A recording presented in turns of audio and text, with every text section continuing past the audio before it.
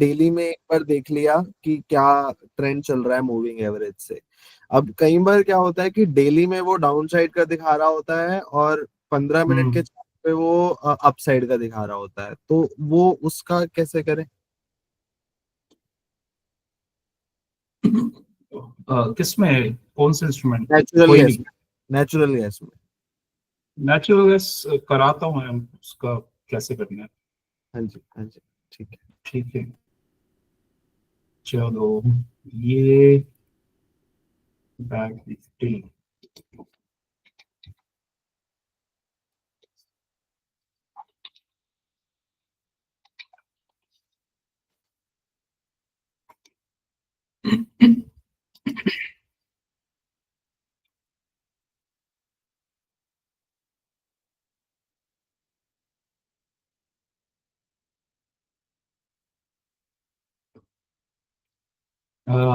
ये रहा bank Nifty का चार्ट।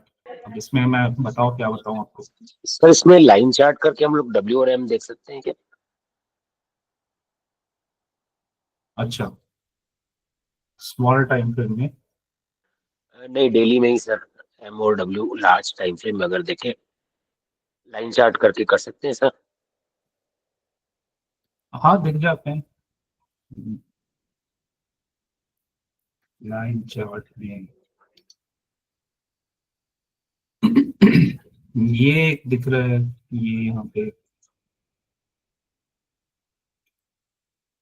ये यहाँ पे शो हो रहा है, एक यहाँ पे शो हो रहा है।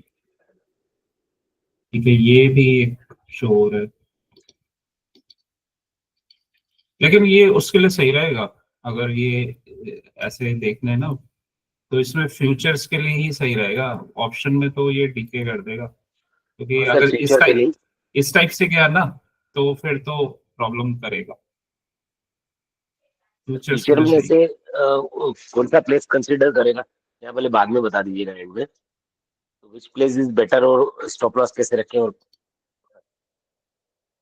फ्यूचर का मैं कराता हूँ कि एकदम कंफर्म ट्रेड कैसे कैसे बनते हैं, कि आप उसमें कहाँ पे फ्यूचर प्लान कर सकते हो।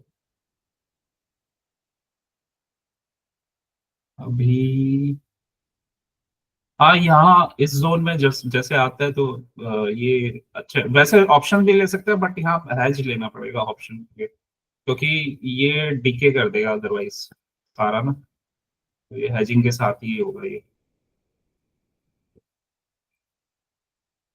एम पैटर्न देखता हूँ। एम पैटर्न इसमें एक तो ये रहा एक एम पैटर्न। यहाँ ये डब्ल्यू बना है, ये डब्ल्यू बना है, ये भी एक डब्ल्यू बना है। सर ये फेल क्यों है, ये जो छोटे छोटे हाँ ये वाले? हाँ, ये भी एक बना है, ये एक एम बना है, ये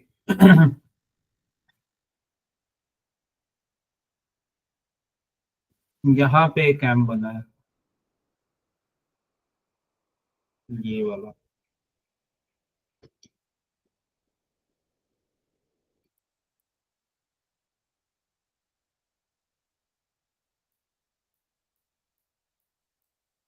ये नेकलाइन से ब्रेक हो गया, यहीं पे एंट्री, फिर ये डाउन चला गया। यहाँ पे ये नेकलाइन से ब्रेक होने के बाद अपसाइड में एंट्री, एक बार इसने रिटेस्ट किया, फिर ये अपसाइड चला गया। इसमें तो काफी सिंपल।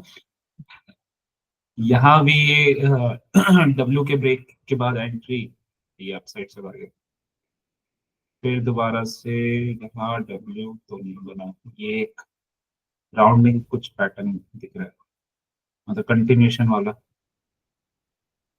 यहाँ पे ये एक डब्ल्यू दिख रहा है।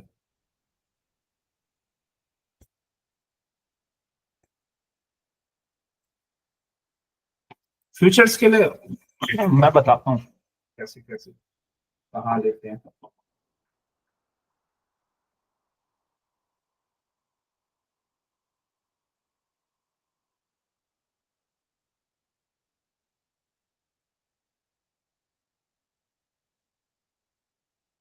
अभी निफ्टी का चार्ट,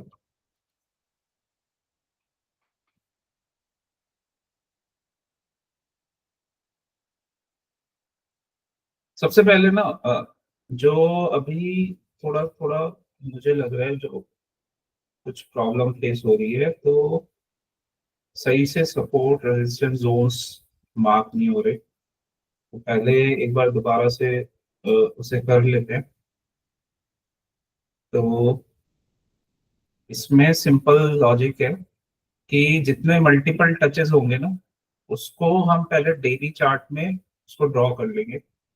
तो जैसे यहाँ पे एक बार टच हुआ, ये एक बार टच हुआ, इसी पॉइंट पे रिटेस्ट किया और फिर डाउन गया, मतलब ये वाला जो जोन है वो इम्पोर्टेंट हो जाता है। तो इसको मैं मार्क कर लेता हूँ, क्योंकि डेली में कर रहा हूँ, थोड़ा डार्क कलर भी दे सकता हूँ, थोड़ा सा डार्क कर दूंगा। तो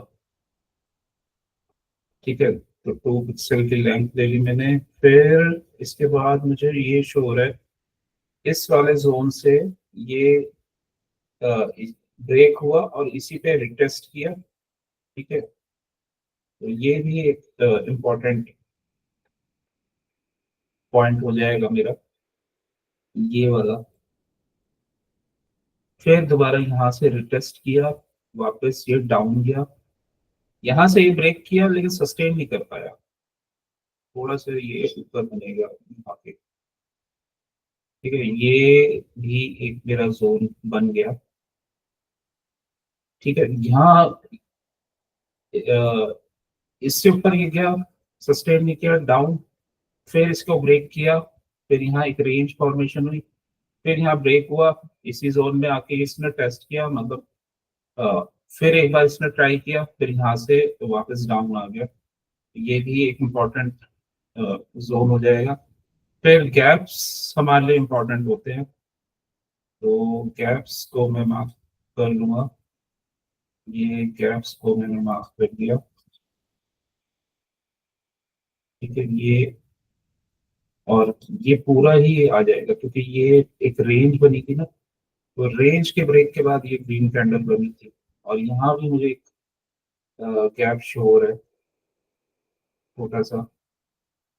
ठीक है, तो ये एक जोन हो गया। उसके बाद ये एक जोन दिख रहा है, ये गैप वाला, इसको मैं रेड कलर कर देता हूँ क्योंकि टॉप पर है, तो रेड कलर कर दिया। फिर इसको भी रेड कर दिया, ये एक जोन हो गया। इसका कलर डिफरेंट कर देता हूँ, थोड़ा पहचान में रहेगा। फिर सबसे ऊपर वाला पार्ट हो गया। ठीक है, तो ये मेरी मार्किंग्स एक जगह हो गई। ठीक है, ये वाला पार्ट, यहाँ भी कुछ सप्लाई दिख रही है, इसको मैं कोई और कलर दे दूंगा। ये बहुत मल्टीपल टचेस नहीं है, और ये भी एक गैप वाला पार्ट है, यहाँ से ये गैप हुआ है, तो ये भी एक जोन इम्पोर्टेंट हो जाता है। और यहीं से ना पहले भी यहाँ से रिजेक्शन लिया, यहाँ से दोबारा रिजेक्शन लिया, तो ये भी एक मेरे लिए इम्पोर्टेंट जोन हो जाता है। कोई भी इससे दूसरा कलर दे देता हूँ। ठीक है, तो ये कुछ मेरे जोन्स मैंने मार्क किए। अब यहाँ देखते हैं, इस जगह पे प्राइस आके काफी बार ये रुका है और इसको ब्रेक करके फिर ऊपर गया, तो ये पार्ट मेरे लिए इम्पोर्टेंट हो जाएगा। इसको, क्योंकि यहाँ सपोर्ट लेगा, तो मैं इसको ग्रीन कर देता हूँ। ठीक है, तो ये मैंने इसको ग्रीन कर दिया। इसके बाद यहाँ मुझे एक सपोर्ट दिख रहा है, क्योंकि इस जोन में इसने टाइम स्पेंड किया, यहाँ पे भी टाइम स्पेंड किया है, यहाँ पे किया है, यहाँ पे किया है, फिर यहीं से गैप अप हुआ था, फिर इसी पार्ट से इसने सपोर्ट लेके अपसाइड किया है। तो ये जोन भी मेरे लिए इम्पोर्टेंट हो जाता है। ठीक है, तो मल्टीपल टचेस हो गए, और फिर फाइनल ये वाला जहां से रिवर्सल लिया था, ये 3 वाइट सोल्जर्स बने थे, फिर यहीं से स्ट्रॉन्ग कैंडल बनी थी और फिर ये गैप हुआ था। मीन्स यहाँ पे स्ट्रॉन्ग बायर्स प्रेजेंट है, तो स्ट्रॉन्ग बायर्स हैं तो कुछ और एक और कलर दे दूंगा मैं, फिर कुछ इसको थोड़ा और डार्क कर देता हूँ। ये मेरा एक इम्पोर्टेंट, एक यहाँ यहाँ पे भी कुछ जोन दिख रहे हैं, इसको थोड़ा सा लाइट कर देता हूँ।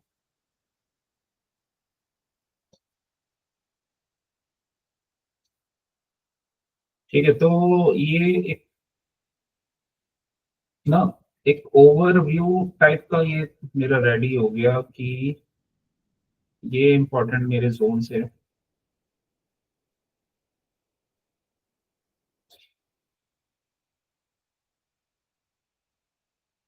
अब अब क्या रहेगा, अब इसको मैं बस चेक कर लूंगा 30 मिनट्स में, कुछ अगर मिसिंग है तो।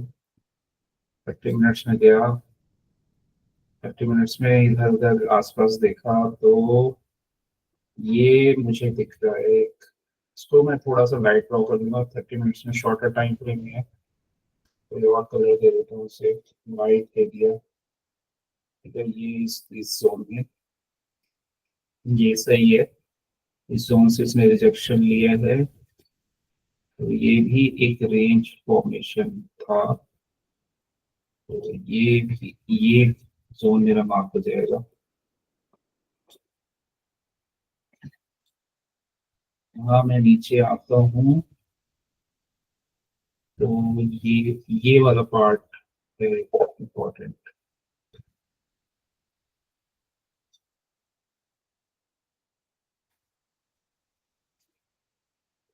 इसको मैं कोई और कलर कर देता हूँ, ये कर दिया, क्योंकि यहाँ पे देखो ये नेक लाइन थी, ये टेक हुआ और वापस इसी से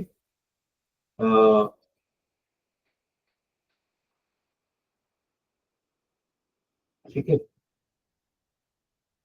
तो हाँ ये नेकलाइन थी, ये ब्रेक हुआ, फिर वापस इसी को रिटेस्ट किया, फिर यहीं से डाउन आया और यहाँ पे जब ये अपसाइड गया था तो इसी जोन पे इसने रिटेस्ट करके अपसाइड गया, तो ये भी एक इम्पोर्टेंट मेरा जोन बन गया। ऑलमोस्ट सब चीजें मार्क हो गई हैं।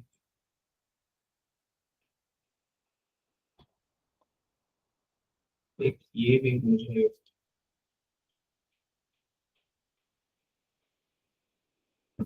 शो है,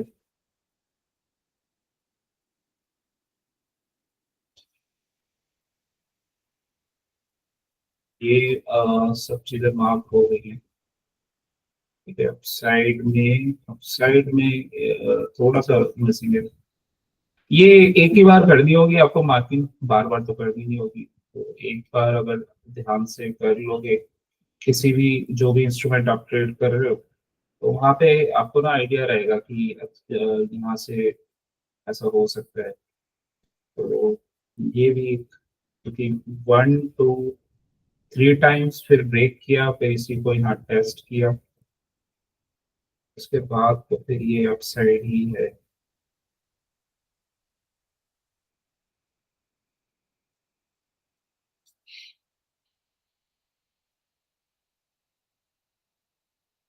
ठीक है, तो ये थी चॉपिंग वाला जो भी।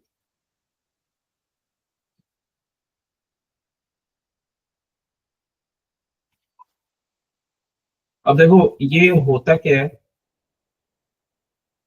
एक्चुअली, तो ये इस टाइप से कुछ पैटर्न, ये हमने सारे जोन्स मार्क कर लिए, लेकिन अब है क्या कि ये तो हमें पता चल गया कि ये जोन्स में कुछ यहाँ से बाइंग आएगी या यहाँ से कुछ सेलिंग आ सकती है, तो हम वहां पे ट्रेड कर सकते हैं। तो बट ये आपको पता कैसे चलेगा कि करना क्या है, तो ये सारा ना ये आपके हेल्प करेगा अगर आपको फ्यूचर्स वगैरह या कुछ ट्रेड करना है, क्योंकि पहले ना आपको ये पता होना चाहिए कि अभी मार्केट में स्ट्रेंथ है या क्या वीकनेस है, क्या चल रहा है। तो पहली चीज तो पहले आपको ना ये एनालाइज करना पड़ेगा कि मेरा चार्ट जो ये निफ्टी है ये स्ट्रांग है या वीक है।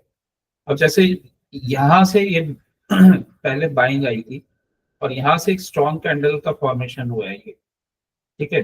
तो एक लार्ज वाइड रेंज कैंडल है, स्ट्रॉन्ग क्लोजिंग है, उसके बाद गैप अप है जो हमें स्ट्रेंथ दिखाती है। सेम इसी जोन में ये इसने 2-3 दिन का रेंज बनाया, ठीक है। ये इसी जोन में यहाँ पे कुछ ऐसा बना हुआ था फॉर्मेशन। तो इसी जोन में इसने 2-3 दिन रेंज बनाया, फिर ये डाउन साइड इसको रिटेस्ट करने आया, मतलब एक तरह से शेकआउट है। और जो गैप को इसने टेस्ट करके यहाँ ये एक स्ट्रॉन्ग बुलिश हरामी पैटर्न बना है जो काफी स्ट्रॉन्ग होता है और रिवर्सल शो करता है, ठीक है। तो अगर डाउन साइड में पहली चीज है तो इस पैटर्न को आपको याद रखना है, बुलिश हरामी पैटर्न को। इसका मतलब होता है रिवर्सल। एक तो ये पॉइंट आपका अच्छा मिलता है ट्रेड करने का ना, यहाँ पे आप ट्रेड कर सकते हो जब भी ये बुलिश हरामी कैंडल मिले और हमें कहीं स्ट्रेंथ शो हो रही हो और उसी जोन में हम हो, तो ये वाला पैटर्न स्ट्रॉन्ग हो जाता है। तो नेक्स्ट डे क्या होगा कि नेक्स्ट डे अगर हम स्मॉलर टाइम फ्रेम में जाकर, जैसे ये पैटर्न फॉर्म हुआ, तो 22 दिसंबर को हम एंट्री कैसे प्लान करेंगे। तो इसमें हम देखते हैं कि 22 दिसंबर को अगर हम एंट्री लेंगे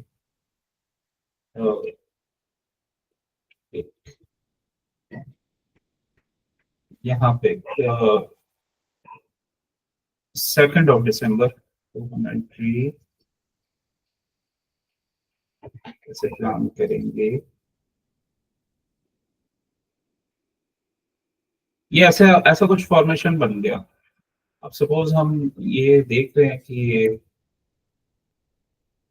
बुलिश हरामी पैटर्न बन रहा है और यहाँ से स्ट्रेंथ आई हुई है क्योंकि एक स्ट्रॉन्ग कैंडल बनी है और कितने दिन का रेंज को एंगल्फ किया इसने, 1 2 3 4 5 5 डेज के रेंज को इसने एंगल्फ कर दिया है, स्ट्रॉन्ग क्लोजिंग है।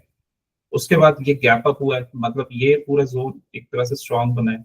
उस स्ट्रेंथ में ये पुल बैक देने आया है बस, ठीक है। इसने यहाँ से पुल बैक दिया है और यहाँ तक तो कोई डिसीजन नहीं है हमारा, बट ये एक बुलिश हरामी कैंडल का फॉर्मेशन हुआ है जो एक आप इस चीज से इसको एनालाइज कर सकते हो ना कि इस बियरिश एंगल्फिंग कैंडल ने इन 3 कैंडल को एंगल्फ किया, बट सडनली क्या हुआ कि ये गैप अप ओपनिंग हो गई नेक्स्ट कैंडल। तो ये कहीं ना कहीं इस वाले जो कैंडल्स हैं इसके स्ट्रेंथ को कंटिन्यूशन में दिखा रही है, ठीक है। ये सिर्फ रिटेस्ट करने आया है, यहाँ पे शेकआउट किया है। तो शेकआउट वाले पैटर्न्स और ये रिवर्सल वाले पैटर्न्स जनरली क्या होते हैं कि स्ट्रॉन्ग होते हैं, क्योंकि जो भी यहाँ पे क्या था कि जो एंट्रीज हुई थी उनको शेकआउट कर दिए गए और उनको बाहर वीकेंड्स को बाहर किया गया और ये दोबारा से यहाँ से कंटिन्यूशन ही बन रहा है रिवर्सल, ठीक है। तो अगर ऐसा कुछ होता है तो हम नेक्स्ट डे का प्लान कर सकते हैं। अगर हमें कहीं ऐसे अपने सपोर्ट जोन में या डिमांड जोन में कोई बुलिश रामी पैटर्न दिखता है तो वहां से हम नेक्स्ट डे प्लान आउट कर सकते हैं। अब प्लानिंग के लिए फिर हम वही 5 मिनट्स के चार्ट में चले जाएंगे। तो पहली बात तो ये होता है कि प्रीवियस डे का हाई और लो इम्पोर्टेंट हो जाता है हमारे लिए। तो अभी शॉर्टर टाइम फ्रेम में हम कुछ इस टाइप का पैटर्न बना हुआ है ये। तो यहाँ पे ये एक बेस बना के और उसको ब्रेकआउट रेंज बना रहा है जहाँ पे ये ब्रेकआउट की जो जोन बना हुआ है, तो यहाँ पे एक रेंज फॉर्मेशन हो रहा है। तो इसको ब्रेक करता है तो हमारा कुछ बाइंग बनेगी और ये भी पूरा एक तरह से सपोर्ट बना हुआ है। अगर डाउन साइड भी आता है तो भी हमारा बाइंग बनेगा। अभी मूविंग एवरेज हम ले लेते हैं इसको ट्रेंड का कंफर्मेशन करने के लिए। तो जैसे ये स्टार्ट हुआ, डाउन साइड गया, ठीक है, डाउन साइड जाने के बाद उसने फिर दोबारा से ये अप साइड में आ गया। ये एक शेकआउट वाला पैटर्न बन गया। ये मतलब डाउन साइड गया, ये हमारा सपोर्ट बना हुआ है, ये मैंने ब्लू लाइन मार्क की हुई है पहले से। यहीं से वापस ने रिवर्सल लिया और वापस इसी जोन में आ गया। तो जब ये फिर इनिशियली मॉर्निंग में शेकआउट हो गया ना, तो ये और ज्यादा कंफर्मेशन हो गया, क्योंकि ये शेकआउट करके जितने भी सेलर्स हैं उसको इसने ट्रैक किया।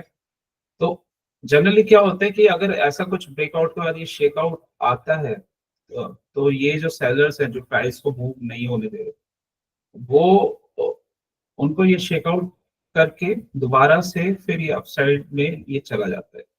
इधर अगर देखोगे तो कोई रेजिस्टेंस नहीं है, तो यहीं से जैसे ये एंट्री हमें मिलेगी ना, तो ये हमारी सेफेस्ट होगी, क्योंकि हम जो बिगर टाइम फ्रेम है हमारा डेली में ये एनालाइज कर चुके हैं कि ये bearish Rami candle bullish Rami pattern बनाए, और उस बिगर टाइम फ्रेम में जो हमारा व्यू है उसको हम शॉर्टर टाइम फ्रेम में हम एंट्री को प्लान कर रहे हैं। तो 5 मिनट्स में हमें कंफर्मेशन होता है तो हम एंट्री लेंगे। अभी इसमें एक स्टार्टिंग में हमने देखा ये कंफर्मेशन वाला पार्ट क्या बना, ये एक शेकआउट आया और दोबारा से ये वापस उसी जोन में आ गया। तो जैसे अब हमारा कंफर्मेशन होगा हम यहाँ पे एंट्री का प्लान करेंगे। तो ये जोन ब्रेक होता है तो हम एंट्री लेंगे, ठीक है, ये यहाँ पे एंट्री हो जाएगी। ठीक है, तो इस टाइप से हम एंट्री अपनी प्लान आउट कर सकते हैं। मीन्स हमने बिगर टाइम फ्रेम में देखा, अपना व्यू लिया, इसने एक और हमारा स्ट्रॉन्ग कंफर्मेशन और दे दिया, उसके बाद हमने यहाँ पे एंट्री ले ली। तो जनरली फिर इस टाइप से ना तो मूवमेंट्स फिर अच्छे ही आते हैं। तो फिर ये एक अच्छा मूवमेंट आ गया, ये भी एक शेकआउट पैटर्न, इसको फिर ब्रेक किया। देखो अगर अप ट्रेंड है ना क्लियर, मतलब अगर स्ट्रेंथ बनी हुई है डेली में भी और स्मॉलर टाइम फ्रेम में, तो ऐसे जो ये शेकआउट वाले पैटर्न्स होते हैं ना, मतलब डाउन गया और फिर उसके बाद ये उसके हाई को ब्रेक कर दिया, तो ऑब्वियसली ये फिर एक शेकआउट वाला पैटर्न बन गया। तो ये जनरली स्ट्रांग होते हैं। तो उस केस में जब भी हमें हाई के डायरेक्शन में ट्रेड मिलेगा तो वो हम लेंगे। ठीक है, यहाँ पे भी एक शेकआउट हुआ मूविंग एवरेज से सपोर्ट और अपसाइड, तो ये काफी कंफर्मेशन वाले पैटर्न होते हैं, और यहाँ तो स्लोप भी अपसाइड है। तो यहाँ पे अगर कोई ऐसा रिवर्सल का पैटर्न मिल जाता है ना, तो वो काफी स्ट्रांग होते हैं। ठीक है, अब हमारी एंट्री बनी थी यहाँ पे, अगर हम फ्यूचर्स ले रहे हैं 24,200 पे, और अभी चल रहा है 24,439। तो बस ये अपना जहां जहां तक टारगेट है वहां तक ये अपना जाएगा, और उस ना फिर उस हिसाब से हम प्लान आउट कर सकते हैं। ठीक है, यहाँ पे भी एक शेकआउट पैटर्न हुआ।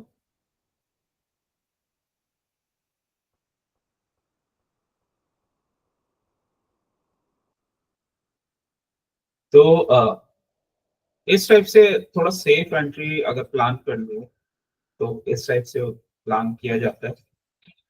जनरली क्या होता है कि अगर बुलिश मार्केट है तो उसमें जो भी स्ट्रॉन्ग पुल बैक्स आते हैं, तो वो काफी स्ट्रॉन्ग हम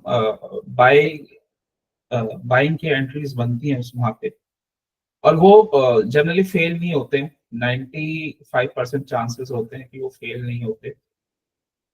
ठीक है, तो ये दोनों का कॉम्बिनेशन करके ही हम आगे का प्लान करते हैं। जैसे ये पार्ट है, और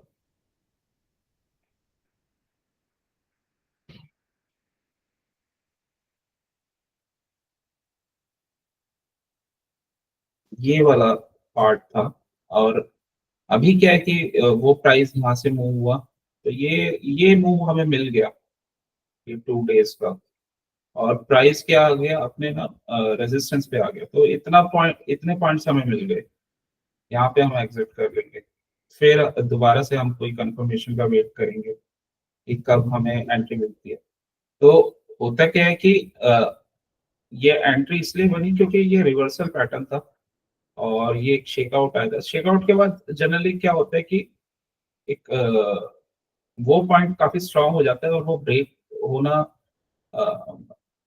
95% टाइम्स वो ब्रेक नहीं होता। तो ये काफी कंफर्म्ड एंट्रीज रहती हैं।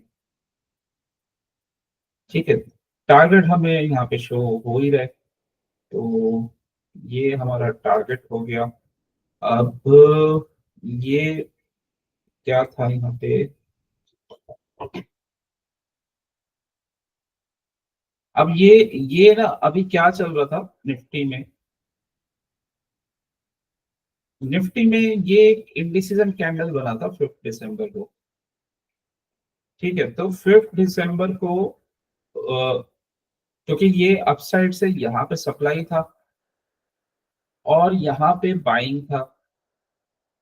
ठीक है, तो या वो प्राइस को नीचे पुश किया गया, तो यहाँ से बाइंग आ गया, और यहाँ से सप्लाई आ गया। तो इसी इसी रेंज में ये इंडिसीजन कैंडल बन गया। ठीक है, तो इस वैसे तो इसको भी ट्रेड किया जा सकता है था, क्योंकि ये एक शेकआउट करके गया है। ये डाउन साइड में इसमें अच्छी बाइंग मिली होगी अगर देखे तो अगर मैं इसको देखूं, तो यहाँ पे ना डाउन साइड में हमें एक अच्छा बाइंग मिला होगा।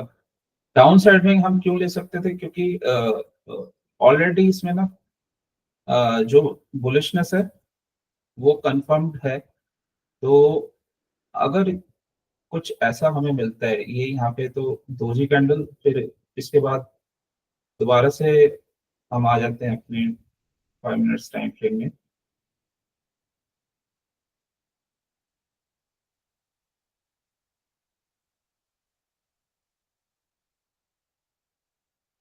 तो ये एक ऐसा फॉर्मेशन था, और जोन्स हमने अपने मार्क किए हुए हैं।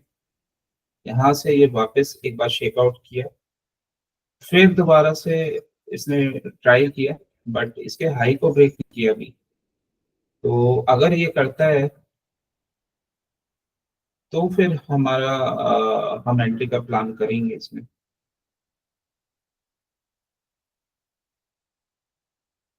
यहाँ पे ये सपोर्ट बना हुआ है, तो हुआ क्या, यही जो इसने ये ब्रेक किया था ना, जहाँ जो लास्ट टाइम ये शेकआउट हुआ था ये इस जोन में, क्योंकि ये शेकआउट करके ऑलरेडी यहाँ से क्या था, इसी जोन में आया प्राइस, और फिर एक रेंज बनाई, रेंज फॉर्मेशन, और ये ब्रेक, और फिर एक अच्छा मूव। ठीक है, तो बेसिकली ये होता क्या है, ये लिक्विडिटी जोन्स भी होते हैं कि, और यहाँ पे स्ट्रॉन्ग बायर्स की प्रेजेंस होती है। तो इसी वजह से क्या हुआ कि यहाँ पे प्राइस आया, और ये भी एक स्ट्रॉन्ग कैंडल बनाई, जो एक शेकआउट कैंडल ही थी। उसके बाद एक रेंज फॉर्मेशन हुआ, और यहाँ पे जैसे ये ब्रेक होता है तो हमारी एंट्री। अब हमारा हमें इसी जोन में क्यों बाइंग पोजीशन देखनी थी, क्योंकि हम डेली टाइम फ्रेम में ये अ, उसको हमने ऐसे एनालाइज किया था कि ये वाला पार्ट है, यहाँ से बाइंग आ सकती है। और अगर प्राइस इस जोन में आता है तो हम बाइंग के लिए जाएंगे, या फिर प्राइस ये वाला पार्ट था, इसको ब्रेक करके अपसाइड चला जाए रिटेस्ट करके, तो फिर हम बाइंग के लिए जाएंगे। ठीक है, तो इस टाइप से आप एनालाइज करोगे, और इसके बाद फिर ये फॉर्मेशन।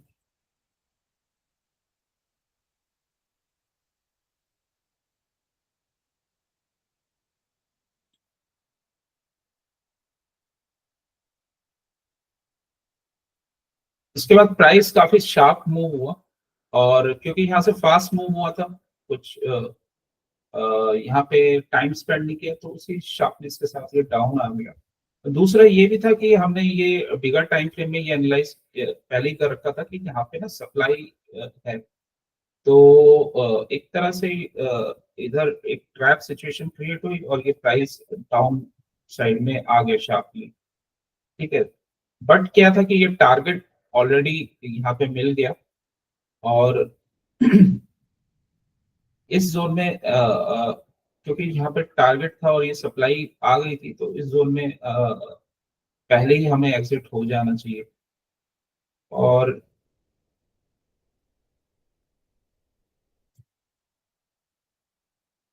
यहाँ से देखो ये ना वीकनेस भी यहाँ पे स्टार्ट हो गई है, अगर देखोगे आप, ये बियरिश कैंडल है, उसके बाद दोजी, और ये एक फिर से बियरिश कैंडल। ठीक है, यहीं पे एग्जिट हो जाना है, क्योंकि यहाँ पे हमें कहीं बुलिशनेस शो नहीं हो रही, और ये जोन भी आपका सप्लाई जोन है, तो जैसे ही हमें कुछ सिग्नल मिलता है सप्लाई जोन से, वहां पे हम एग्जिट हो जाएंगे। अदरवाइज अगर आप एग्जिट नहीं किए तो फिर ऐसा कुछ आपको देखने को मिल सकता है। दूसरा इसमें और एक और तरीका है जिससे हम इसको देख सकते हैं, और उसके लिए हम आरएसआई का यूज कर सकते हैं, तो कहीं ना कहीं हमें डाइवर्जेंस शो हो जाएगी यहाँ पे। ठीक है, यहाँ पे डाइवर्जेंस शो हो जाएगी अगर कुछ ऐसा होगा तो।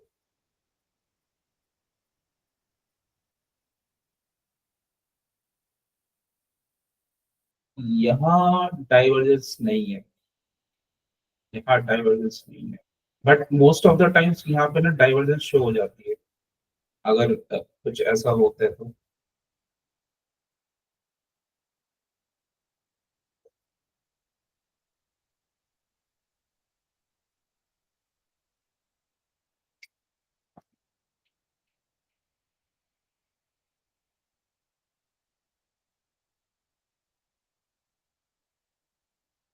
तो अभी हम एक्चुअल में कर क्या रहे हैं,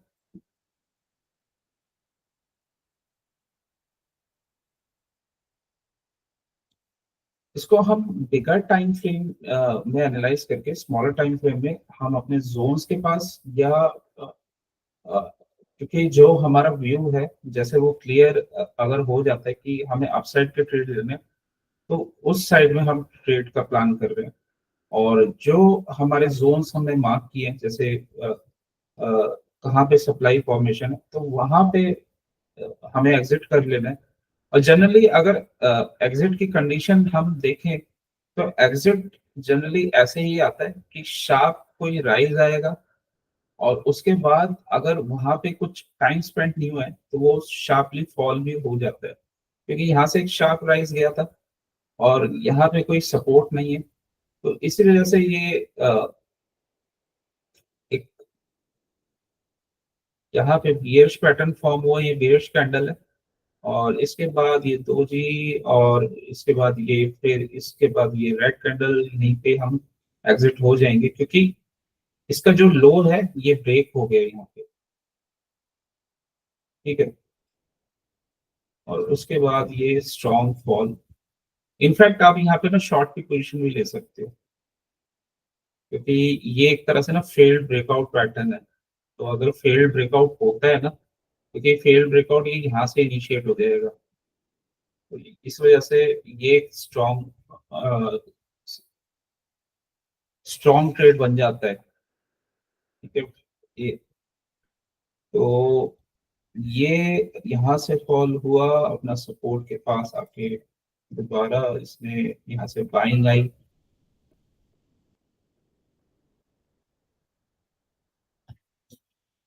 इसके बाद हम ये पूरा एक जोन बना हुआ था, इसी जोन से यहाँ पे दोबारा से एक स्ट्रॉन्ग कैंडल का फॉर्मेशन हुआ।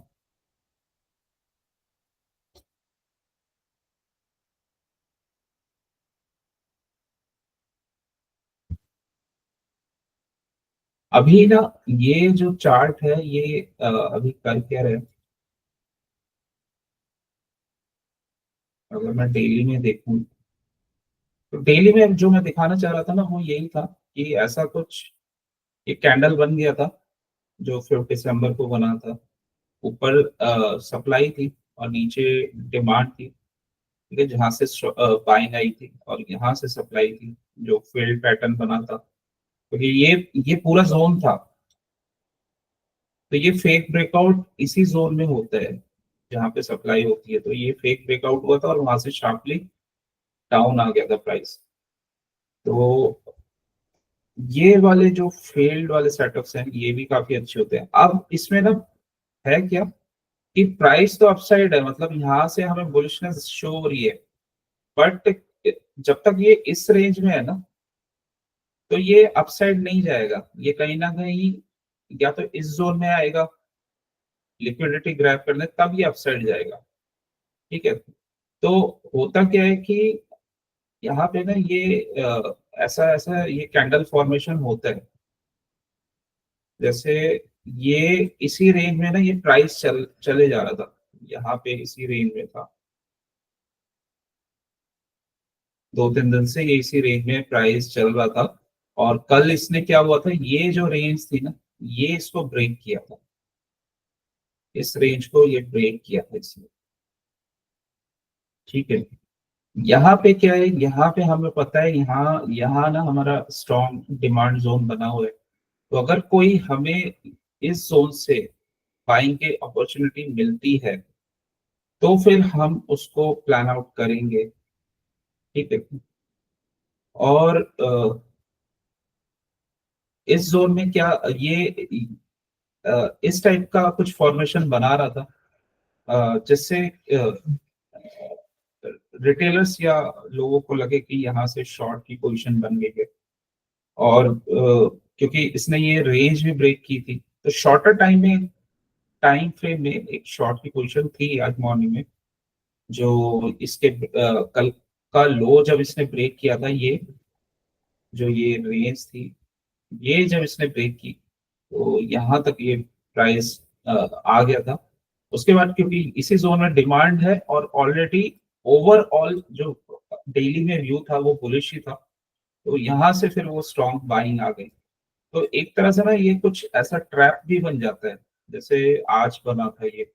और मोस्टली होता क्या है कि जो ये ट्रैप सेटअप्स या ऐसे कुछ वॉलेटिलिटी इंक्रीज होती है ना, ठीक है, मीन्स कि हमारा डायरेक्शन जो अभी बिगर टाइम फ्रेम में अपसाइड का बना हुआ है, स्ट्रेंथ भी अपसाइड की बनी हुई है, बट प्राइस यहाँ पे लिक्विडिटी को ग्रैब करने के डाउन साइड आ रहा है, या रिटेलर्स को ये लगेगा कि यहाँ पे अब शॉर्ट की पोजीशन है और वो ही रहेगी।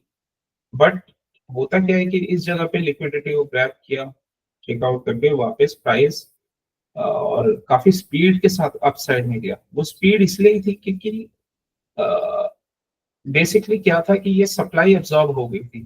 तो जब सप्लाई कट हो जाती है, ठीक है, तो प्राइस को तो अपसाइड ले जाना काफी इजी हो जाता है। तो ये सप्लाई को एब्जॉर्ब किया, तो मॉर्निंग में यही हुआ था। आज ये जोन ब्रेक हुआ तो यहाँ पे ये डाउन साइड का ट्रेड बना था।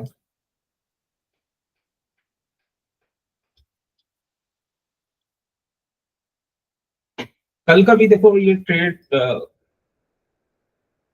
इस टाइप से ट्रेड था, ये जोन था और इसका ये यहाँ से ब्रेक डाउन हो गया था तो अपना ये सपोर्ट पे आ गया था, ठीक है। तो आज हुआ क्या, आज आज ये भी ब्रेक हो गया, जो जहां से ये बार बार रिवर्सल ले रहा था।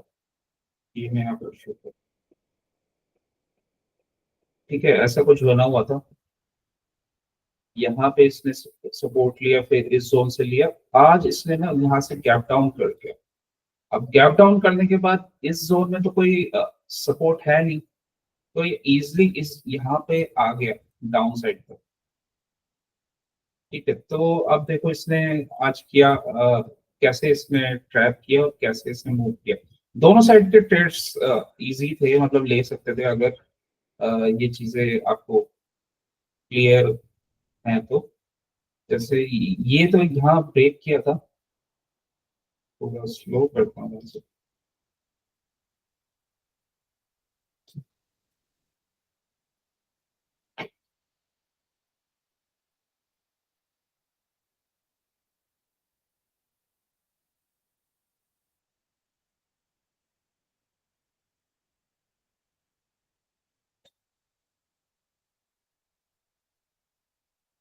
ये था आपका सेक्टर। ये पहले 5 मिनट का कैंडल है, और ये डाउन साइड में ब्रेक हुआ। ठीक है, हमारा ये जो सपोर्ट भी ब्रेक हो गया, उसके बाद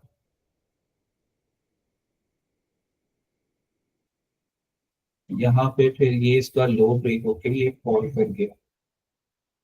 ठीक है, टारगेट हमारा फिर यही था, क्योंकि यहाँ सपोर्ट नहीं था कोई, तो इसी जोन तक का टारगेट था, या इसके लिए नेक्स्ट जो हमें शो हो रहा है यहाँ तक का। तो ये अपना मूव करते हुए आ गया।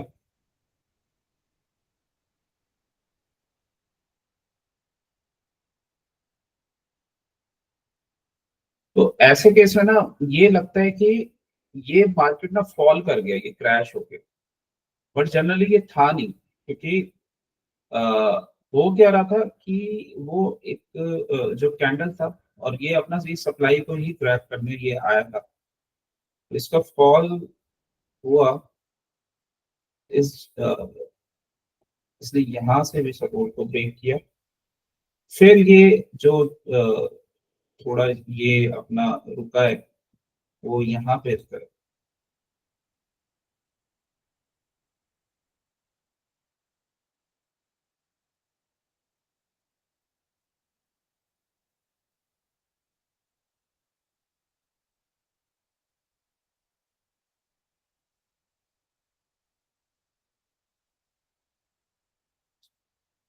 इस जोन पे रुका है, जो ये बेस का ब्रेकआउट हुआ था ना,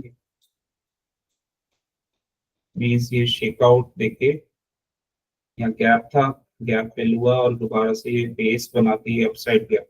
इसी जोन से इसने रिवर्सल लिया है।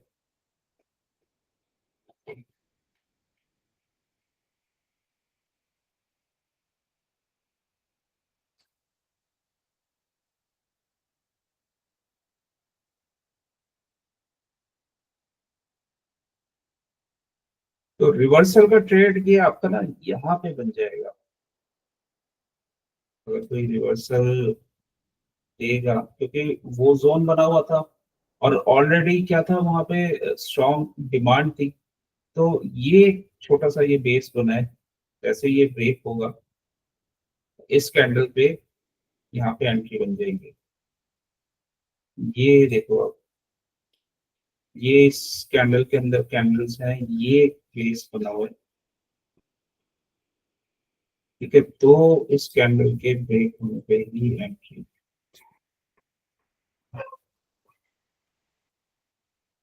यहाँ से फिर ये प्राइस या अपसाइड चला गया स्ट्रांगली।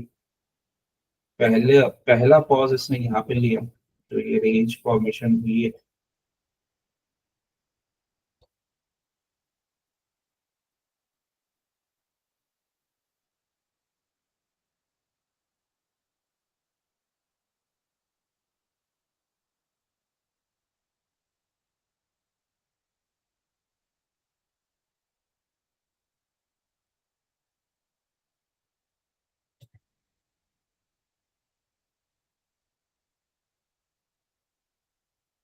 तो ये अपना ना अपसाइड के टारगेट तक ही चला गया था आज।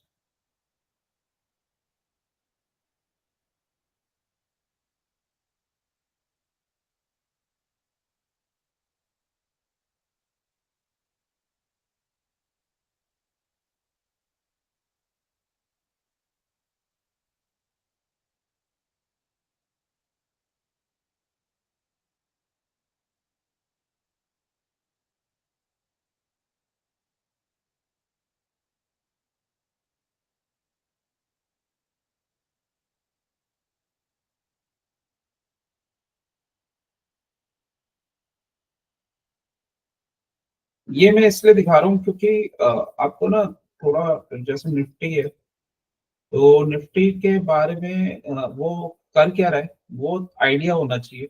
वो इसलिए होना चाहिए कि अगर आपको आइडिया है ना तो आप स्टॉक्स को उसी हिसाब से आप ट्रेड कर सकते हो। तो बेसिकली था क्या, आज मुझे पता था कि ये अभी फॉल कर रहा है, इस जोन से आएगा रिवर्सल कर देगा। तो मैं एक टाइम के बाद ना मैं शॉर्ट के ट्रेड्स मैं नहीं देख रहा था, मैं लॉन्ग साइड के ही ट्रेड्स थे। और उसमें जब भारती एयरटेल था, तो भारती एयरटेल कल बिल्कुल सपोर्ट पे था, तो मैंने चार्ट भी आपको दिया था। तो सेम ऐसे ही ट्रेड्स मैं देख रहा था, और निफ्टी में तो ये ट्रेड बना ही हुआ था। तो पहली चीज जो इसमें नोट करने वाली है वो ये है कि किसी भी डायरेक्शन में जब ट्रेड होता है, सपोज यहाँ पे हमारी बिगर डायरेक्शन डेली की अपसाइड की थी, ठीक है, क्योंकि यहाँ पे हमने एनालाइज किया कोई अभी हमें वीकनेस शो नहीं हुई, यहाँ पे कोई ऐसा कोई वीकनेस नहीं थी, ठीक है, क्योंकि ये यहाँ से बुलिशनेस आई और यहाँ पे बुलिशनेस थी, ये गैप था, ये एक शेकआउट हुआ। तो पहला पॉइंट ये है, शेकआउट किसी भी ट्रेंड में जब भी मीन्स अगर अप ट्रेंड हो तो शेकआउट कहाँ होगा, डाउन साइड में। तो जब शेकआउट होता है तो उसके बाद के ट्रेंड्स जनरली स्ट्रांग होते हैं। ये शेकआउट हुआ क्योंकि सप्लाई अब्सॉर्ब हो जाती है, तो यहाँ पे ये शेकआउट हुआ, ये वाला पार्ट आज शेकआउट हुआ आगे का, क्योंकि कहीं ना सप्लाई को अब्सॉर्ब करने के लिए शेकआउट्स होते ही हैं, ठीक है। और जब तक ट्रेंड कंफर्म नहीं होता कि वो ट्रेंड चेंज हो गया, जैसे अभी बुलिशनेस बनी हुई है, तो जब तक ये प्रूव नहीं कर देगा कि अब ये ट्रेंड चेंज हो गया, ये बियरिशनेस स्टार्ट हो गई, तब तक जो हमारा व्यू होगा वो शॉर्टर टाइम फ्रेम में यही होगा कि हम उसी साइड में ट्रेड का प्लान करें, और जो शेकआउट्स वाले ट्रेड होते हैं वो हम लेने की कोशिश करें, क्योंकि उसमें क्या होता है, उसमें ना आपको बड़े पॉइंट्स मिलते हैं सीधा, ठीक है, एक ही बार में आपको जैसे आज है तो आज काफी एक बड़ा मूव आया था, तो इस टाइप के आपको मूव्स मिलते हैं, ठीक है। तो शेकआउट वाले पैटर्न्स जनरली क्या होते हैं कि वो काफी स्ट्रांग होते हैं, और वहां पे आपको बड़े मूव्स आपको मिलते हैं। और शेकआउट का क्या रीजन था, ये यहाँ पे पहले एक स्ट्रांग डिमांड जोन था और यहाँ से भी स्ट्रांग बाइंग आई थी, तो आज मॉर्निंग में यही रेंज ब्रेक हुई, और अभी तक कहीं पे भी ना बियर्स की स्ट्रेंथ नहीं थी यहाँ पे। और हुआ क्या, मॉर्निंग में जस्ट एक कुछ यहाँ से फॉल आया, तो लोग कहने लगे कि स्टॉक मार्केट क्रैश हो गया, ऐसा कुछ ट्रेंड करने लगा, बट ऐसा था नहीं। तो एक ना आपको आइडिया होना चाहिए कि बेसिकली निफ्टी कर क्या रहा है। अगर आपको पता है ना कि निफ्टी कर क्या रहा है, तो उस हिसाब से एक मोटा मोटा भी आइडिया है, तो उस हिसाब से आप स्टॉक्स को भी प्लान कर सकते हो, साथ में अगर निफ्टी को ट्रेड करना चाहो तो निफ्टी भी ट्रेड कर सकते हो। तो ये वाले जो शेकआउट वाले पैटर्न्स होते हैं, जैसे यहाँ पे ये एक बेस बना और उसके बाद स्ट्रॉन्ग हुआ है, ये काफी स्ट्रॉन्ग पैटर्न्स होते हैं। अ, और ये आपको तभी मिलेंगे जब अगर बुलिश व्यू है तो डाउन अपसाइड डाउन साइड में शेकआउट होगा और अपसाइड में ही हमें कंटिन्यू करना है। और अगर बियरिश मूव है तो जैसे सेल ऑन राइज वाले पैटर्न्स होते हैं, तो वो क्या होगा, वो फेक ब्रेकआउट्स होंगे वहां पे, फेक ब्रेकआउट्स होंगे, या फिर एक मूव आएगा स्ट्रॉन्ग, उसके बाद फिर वही वहां पे शेकआउट करके फिर डाउन आ जाएगा स्ट्रॉन्गली। तो जैसे ये आज हुआ, ठीक है। तो इसमें हमारे पास क्या क्या चीजें हो गई, एक हो गया हमारे पास जैसे ये रेंज बनी हुई थी, बहुत टाइम से ये रेंज बनी हुई है, रेंज का ब्रेकआउट, तो हमें ये ट्रेड तो लेना ही है, ये ट्रेड हमारे लॉन्गर डायरेक्शन के ट्रेड के अगेंस्ट है, बट क्योंकि यहाँ पे कोई ऐसा सपोर्ट नहीं है, तो ये ट्रेड तो हमारा बन ही रहा था, और यहाँ पे मूविंग एवरेज भी डाउन साइड है। तो ये ट्रेड तो हमारा बन ही रहा था, साथ में रेंज ब्रेक हुआ था ये। ठीक है, ये एक रेंज ब्रेक हुआ था, ये फर्स्ट टाइम यहाँ टच किया, सेकंड टाइम, थर्ड टाइम आज गैप डाउन हो गया। और इससे पहले यहाँ पे क्या था कि ये इसको ब्रेक नहीं कर पा रहा था। तो जो चेंज ऑफ पोलैरिटी वाला कॉन्सेप्ट है कि जो पहले रेजिस्टेंस था वो सपोर्ट बन गया था, और वो अगेन अब फिर ब्रेक हो गया, और ब्रेक भी गैप डाउन कैंडल से हुआ था। तो इतना ट्रेड तो हमारा बनता ही था। उसके बाद ये सपोर्ट पे भी नहीं रुका, फिर इस जोन में जाके ये रुका है। ठीक है, तो ये वाला हमारा ट्रेड तो हो गया, लेकिन हम साथ में ये भी जानते कि यहाँ पे स्ट्रॉन्ग बाइंग है, और ये ऐसी कैंडल बनी हुई है इंडिसीजन कैंडल, और इस जोन से पहले भी बाइंग आई थी स्ट्रॉन्ग। ठीक है, और ओवरऑल ट्रेंड अभी बुलिश ही है, अभी बियरिशनेस कंफर्म नहीं हुई है। तो वहां पे जैसे ये रिवर्सल आता है, तो वहां पे हम अपसाइड का ट्रेड, जैसे ही हमें रिवर्सल मिलता है तो हमें अपसाइड के ट्रेड का ही प्लान करना है, क्योंकि ये कंफर्म हो जाता है ये शेकआउट था, और ये क्योंकि शेकआउट के बाद फिर वो अपसाइड जा रहा है तो वो बहुत स्ट्रांगली जाएगा, क्योंकि जितना भी ये सप्लाई था ना ये सब एब्जॉर्ब हो गया, जिसने भी सेल करना था वो कर दिया, और उसके बाद अब ये स्ट्रांगली अपसाइड का मूवमेंट, मतलब जो ओरिजिनल हमारा ट्रेंड था ना उसी में मूव अपसाइड कंटिन्यू कर गया। ठीक है, तो इसका मतलब क्या होता है कि एक तो हमारे बिगर ट्रेंड इम्पोर्टेंट इम्पोर्टेंस रखता है। सेकंड, अगर कुछ शेकआउट बनता है तो वो हमारे लिए बहुत अच्छे ट्रेड होते हैं, वहां पे जनरली क्या होता है ये बिगर मूव्स आते हैं। ठीक है, तो बिगर टाइम फ्रेम का ट्रेंड का डायरेक्शन, शॉर्टर टाइम फ्रेम में अगर कोई शेकआउट होता है और फिर दोबारा हमारा जो बिगर टाइम फ्रेम है वहां पे कोई कंफर्मेशन मिलता है, तो वहां पे हम ट्रेड लेंगे, वो काफी स्ट्रॉन्ग ट्रेड्स होते हैं। और इसमें क्या है कि जो हमारे रूल्स हैं, जैसे हम मूविंग एवरेज के स्लोप को फॉलो करते हैं वो फॉलो करना है।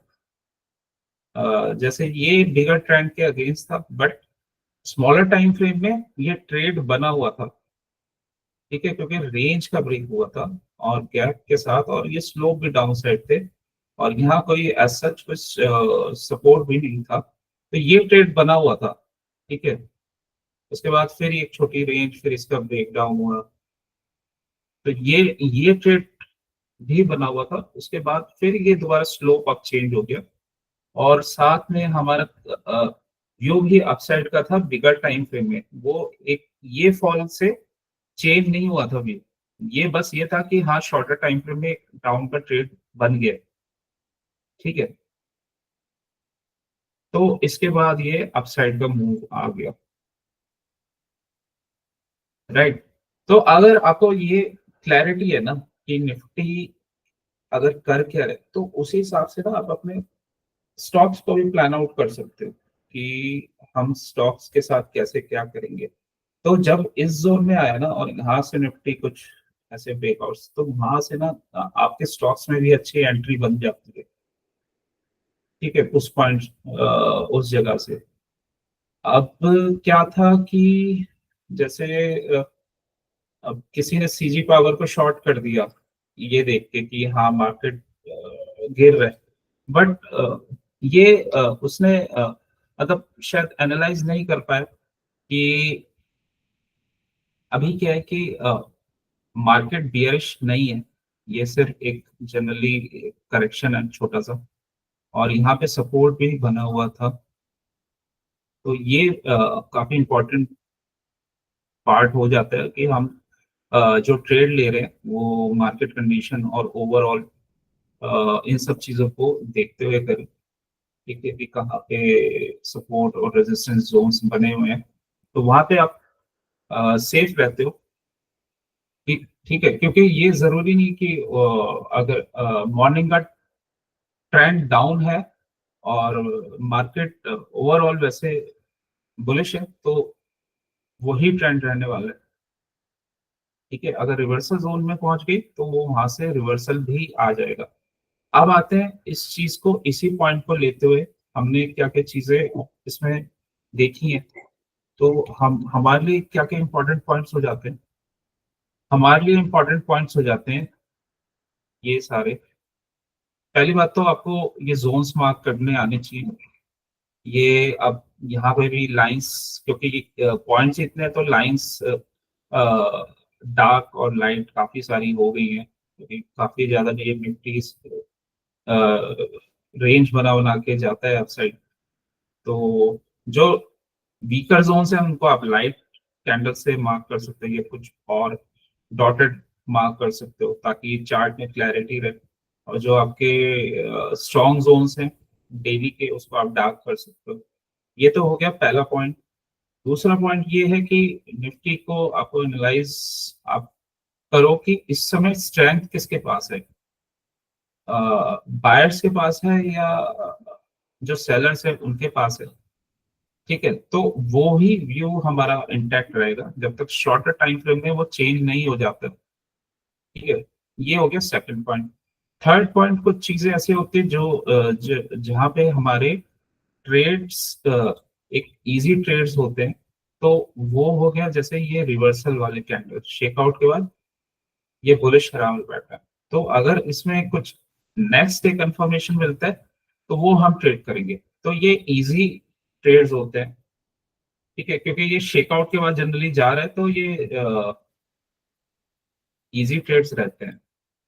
ठीक है, तो आपकी कोशिश ये रहेगी कि अगर शेकआउट के बाद ट्रेड आ रहा है ना, तो वो आप लोग, क्योंकि वो एक इजी ट्रेड रहेगा आपके लिए।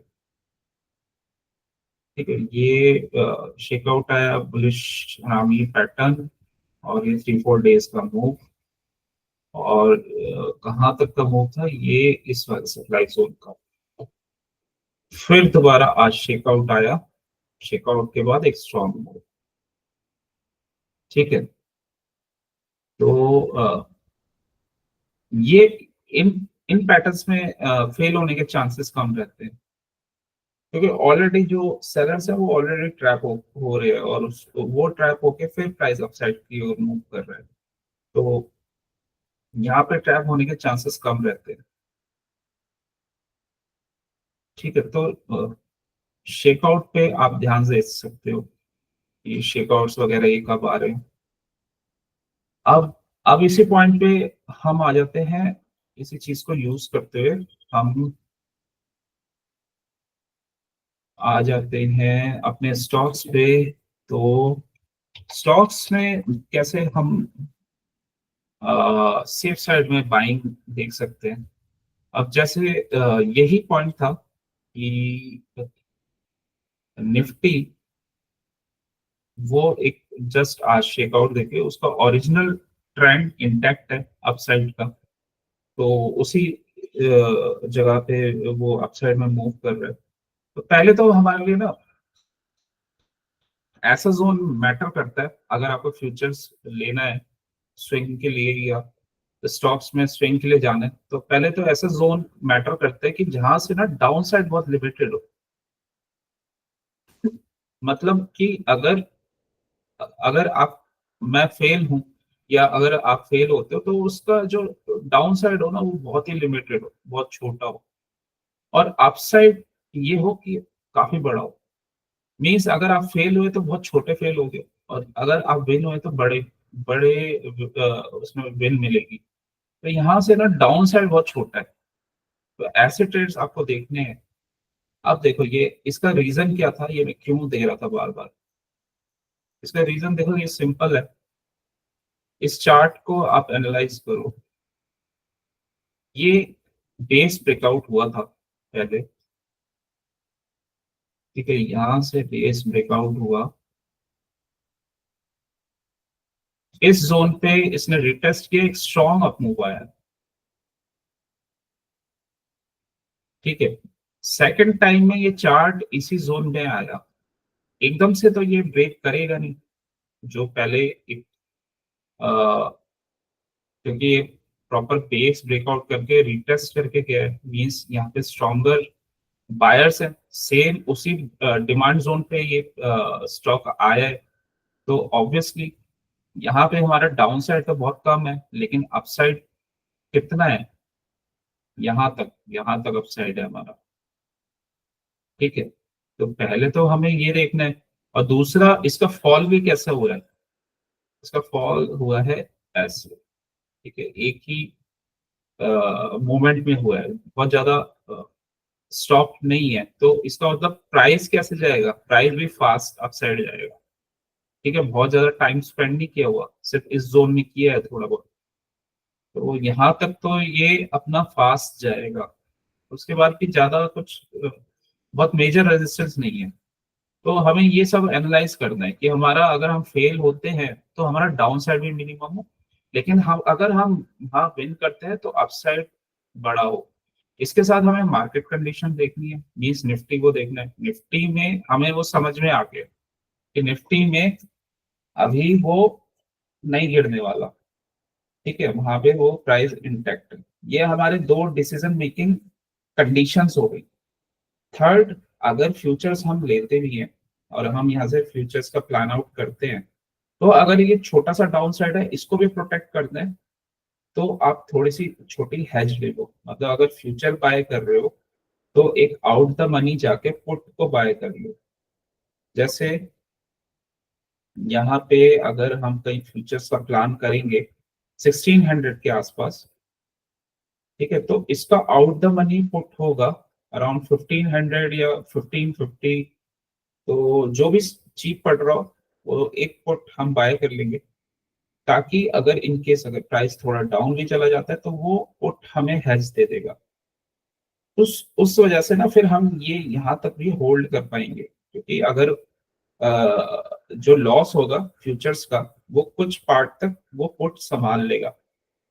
ठीक है, तो उस केस में हम होल्ड भी कर पाएंगे, राइट।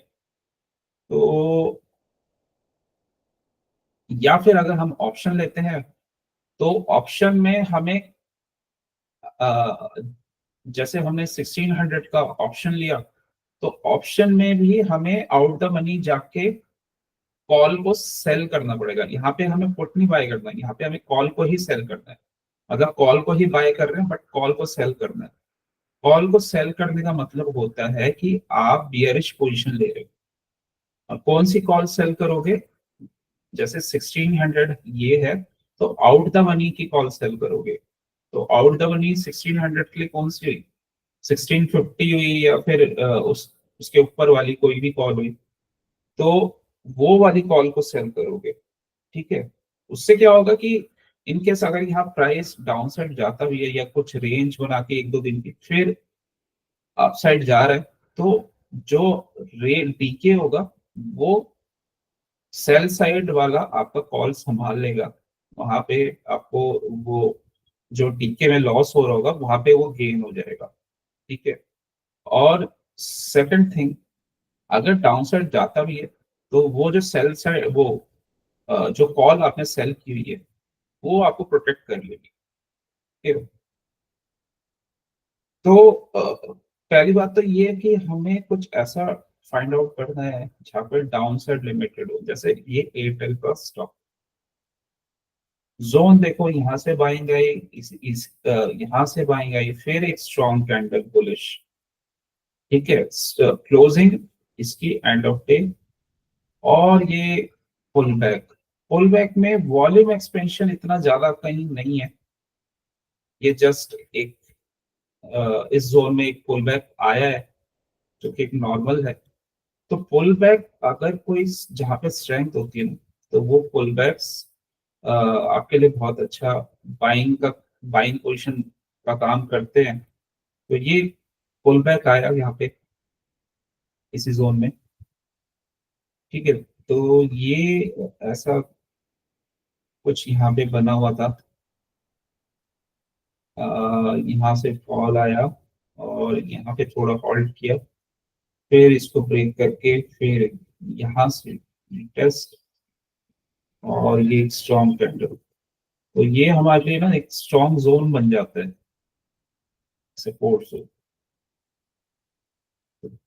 हमने ये एनालाइज कर लिया कि यहाँ पे ना मेरा डाउन साइड काफी कम है। जैसे तो अगर मैं यहाँ से हारता भी हूँ तो मेरा मैं बहुत ज्यादा मैं लॉस नहीं करूंगा, बहुत छोटा सा लॉस होगा, बट मेरे विनिंग के परसेंटेज ना यहाँ बहुत हाई है। 80-90% है मेरा विनिंग का चांस। 10% मेरा हो सकता है लॉस हो जाए, लेकिन उसके लिए भी या तो मैंने हेज ले लिया या जो भी है, आप जैसे भी प्लान आउट करो। तो और ये एक बहुत स्ट्रॉन्ग सपोर्ट भी बना हुआ है। उसके बाद ये स्ट्रॉन्ग कैंडल्स भी हैं, मार्केट भी इस समय फेवर में है। प्राइस रिटेस्ट करने आया है, कोई इतने बड़े कुछ वॉल्यूम्स है नहीं। यहाँ पे इस कैंडल में वॉल्यूम था, बट अब नेक्स्ट डे क्या हुआ, ये इनसाइड बार कैंडल का ब्रेक, तो कहीं ना कहीं ये ट्रेंड चेंज का इंडिकेशन देता है। ठीक है, सपोर्ट से कि प्राइस अपसाइड में जाने वाला है, वॉल्यूम इंक्रीज के साथ हुआ है, वॉल्यूम एक्सपेंशन के साथ। तो ये कहीं ना कहीं इंडिकेशन दे रहा है बस। तो जब हमें इंडिकेशन मिल गया कि प्राइस अपसाइड के मोमेंटम के लिए रेडी है, तो हम इसको स्मॉलर टाइम फ्रेम के लिए देख सकते हैं, या फिर पोजीशन कल कल भी ले सकते थे, क्योंकि कल भी ये ट्रेड था। तो यहाँ पे अब देखो स्मॉलर टाइम फ्रेम में हम कैसे एनालाइज करते हैं। ये एक ऐसा कुछ फॉर्मेशन था, और ये वाला पार्ट था, इसको ये अगर ब्रेक करता तो हमारी एंट्री आज बनती। तो देखो हुआ क्या, मॉर्निंग में मार्केट गिर रहा था, वो स्मॉलर टाइम फ्रेम में अगर देखें तो यहाँ पे एक बेस फॉर्मेशन बना हुआ है। ठीक है, उसके बाद इसने एक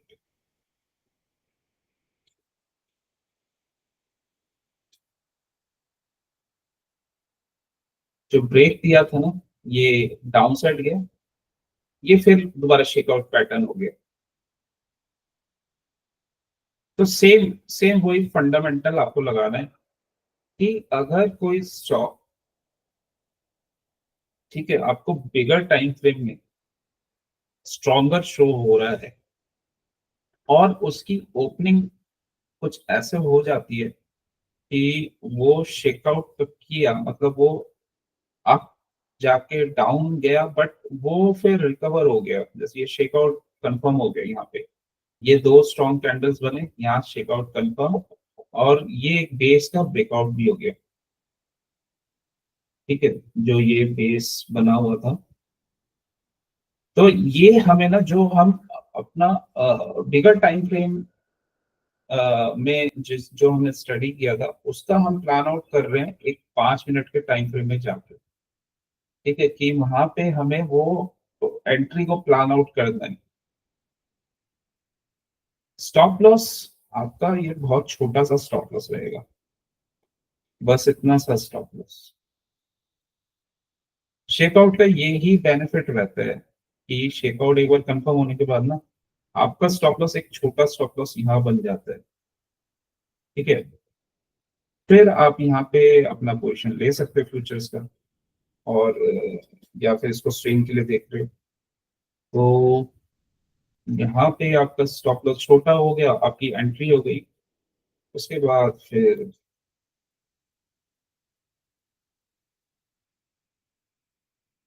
प्राइस को जो करना है वो कर दे दो, जब तक आपका कोई स्टॉप लॉस हिट नहीं हो रहा। तो ऑप्शन वालों के लिए हाँ डिफरेंट है, ऑप्शन वालों को तो फिर देखना पड़ेगा, बट फ्यूचर्स वाले इसको देख अगर उन्होंने स्विंग के लिए लिया है तो वो इसको एज अ स्विंग अपने टारगेट्स तक रख सकते हैं। ठीक है, क्योंकि टारगेट इसके बड़े हैं, तो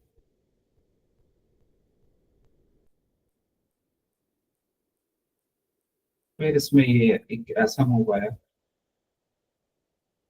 अच्छा, जो स्ट्रॉन्ग जनरली स्टॉक्स होते हैं ना, जैसे ये स्ट्रॉन्ग स्टॉक है, यहाँ पे कैंडल्स अच्छी बनी है, फिर ये टाइट रेंज बना के फिर ये एक स्ट्रॉन्ग स्ट्रॉन्ग स्ट्रॉन्ग सारी स्ट्रॉन्ग कैंडल्स है, सबकी क्लोजिंग अच्छी है, वो कभी भी ना एक एक सिंगल टाइम में वो ब्रेक नहीं करेगा मूविंग एवरेजेस को।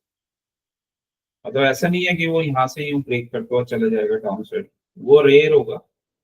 और और उस केस में जब उसकी ओपनिंग भी एक ऐसा शेकआउट वाली हुई है, ठीक है, तो वो रेयरली होता है। उसके बाद फिर ये प्राइस जो है एक टाइट रेंज में यहाँ पे क्लोजिंग हो दे दी उसने। तो जब आप फ्यूचर्स की पोजीशन लेते हो ना, जहाँ पे क्योंकि आपका कितना 1.5 लाख का वैसे फ्यूचर्स आता है, या अगर आप दूसरे तरीके से भी कुछ बाय करते हो तो उस केस में उसकी ओरिजिनल वैल्यू तो 8-10 लाख होती है। तो आप बिगर पोजीशन साइज के साथ जा रहे हो, तो हर पॉइंट हमें देख लेना चाहिए कि हमारे स्टॉप लॉस छोटा बन रहा हो, यहाँ पे भी शेकआउट हो, और हमारा जो लॉस साइड है वो लिमिटेड हो, और अपसाइड हमारा अ, थोड़ा बिगर अपसाइड हो, ताकि हम कम ट्रेड्स लें लेकिन क्वालिटी ट्रेड्स लें इसमें। ठीक है, सारी चीजों को एनालाइज करके हम क्वालिटी ट्रेड्स की तरफ जाए। तो पोजीशन यहाँ पे हैवी है ना, ये एक ही ट्रेड आपको 2-3 लाख रुपीज दे देगा, या एटलीस्ट 50,000 या 1 लाख तो देगा ही, अगर आप इसको अपने टारगेट्स तक होल्ड करते हो। ठीक है, बट इसका अपोजिट भी है, अगर डाउन साइड जाता है तो लॉस भी देगा वो। तो वही लॉस को प्रोटेक्ट करने के लिए इतनी सारी चीजें हमें थोड़ा देखनी पड़ेगी। और शेकआउट पैटर्न इसलिए लिए गए क्योंकि उस केस में ये ऑलरेडी जो भी ये एक बार एक पुल बैक वगैरह आना था वो आ गया, और फिर वो जो ट्रेंड का डायरेक्शन है उसी ट्रेंड के डायरेक्शन में इसने अप मूव दिया। डेली में भी देखोगे तो डेली में भी मोमेंटम ये बना हुआ था, और इसके बाद यहाँ से हमें कंफर्मेशन, फिर ये ब्रेक हुआ जो मैंने रेंज बनाई मार्क की है, और उसके बाद एक स्ट्रॉन्ग अप मूव, क्योंकि ये सेलर्स तो एब्जॉर्ब हो ही गए, और यहाँ से दोबारा से स्ट्रेंथ कंटिन्यू हो गई, फिर ये अप मूव। और मैंने आपको ये भी बोला कि यहाँ पे कहीं रुकेगा नहीं, क्योंकि प्राइस कहीं इसने स्टॉप लिया ही नहीं, एक रेंज नहीं बनाई, ये नॉर्मली में फॉल होता गया। तो इसी वजह से ये जब गेन कर रहे तो ये भी स्ट्रांगली गेन कर रहे हैं। ठीक है, अब इसमें दोबारा एंट्री अगर लेनी है तो कुछ इस टाइप का अगर रेंज बनेगा ना, तो वही रेंज अगर बन रहा है तो उसको फिर हम स्मॉलर टाइम फ्रेम में जाके ट्रेड करेंगे, उसकी एंट्री लेंगे। ठीक है, तो इस टाइप से आपको एंट्रीज को प्लान आउट करना है। तो कोशिश ये होनी चाहिए कि अगर हमें पहले पता है ना, क्योंकि हमें ये ट्रेड्स ये वाले ना क्वालिटी ट्रेड्स लेने हैं जिसमें हमारा रिस्क बहुत ही लिमिटेड हो और हमारे गेन्स बहुत बिग हो। तो एक एक आप अच्छे से ट्रेड को प्लान करोगे तो वहां पे आपको काफी स्ट्रॉन्ग गेन्स मिलेंगे। ठीक है, तो एक एक ट्रेड आपको काफी अच्छा गेम दे सकता है, अगर कोई भी आप ऐसा कोई ट्रेड प्लान करते हो। जैसे फॉर एग्जांपल यहाँ पे भी रैमको में ये ट्रेड बना हुआ है, ये इसमें तो पूरा डेली का बेस ही बना हुआ है, और ये एक स्ट्रॉन्ग अपसाइड मूवमेंट, फिर ये कॉन्ट्रैक्शन पैटर्न, मार्क मिनरविनी का वीसीपी, या फिर ये कप एंड हैंडल बोल लो। तो हमारा क्या क्या इंपॉर्टेंट पॉइंट था, शेकआउट अगर आ जाता है तो उसके बाद जनरली क्या होता है कि ट्रेड में जाने पे सेफ साइड रहता है। तो यहाँ पे एक बार ब्रेकआउट से पहले एक शेकआउट आया, उसके बाद ये ब्रेक आया, और यहाँ पे बेस ऑन बेस पैटर्न बना है। तो बेस ऑन बेस पैटर्न भी, और ये जो शेकआउट के बाद आए, ये भी एक जनरली सेफ पैटर्न्स होते हैं। तो इसको भी हम ना, अगर ऐसा कुछ बन रहा है जैसे इसके ब्रेक, तो यहाँ पे हम अपनी एंट्री प्लान करेंगे, ठीक है, शॉर्टर टाइम फ्रेम में जाके इस जगह पे इसको हम शॉर्टर टाइम फ्रेम में बाय कर लेंगे कि ये ब्रेकआउट हुआ और हमने बहुत जल्दी एकदम से शॉर्टर टाइम फ्रेम में जैसे ही हमें कंफर्मेशन हुआ तो हमने बाय कर लिया। जैसे मैं आपको दिखाता हूँ कि यहाँ क्या बना होगा। मुझे भी नहीं पता क्योंकि मैंने ये ट्रेड नहीं लिया, तो लेकिन अभी पता चल जाएगा इसको कैसे ट्रेड कर सकते हैं।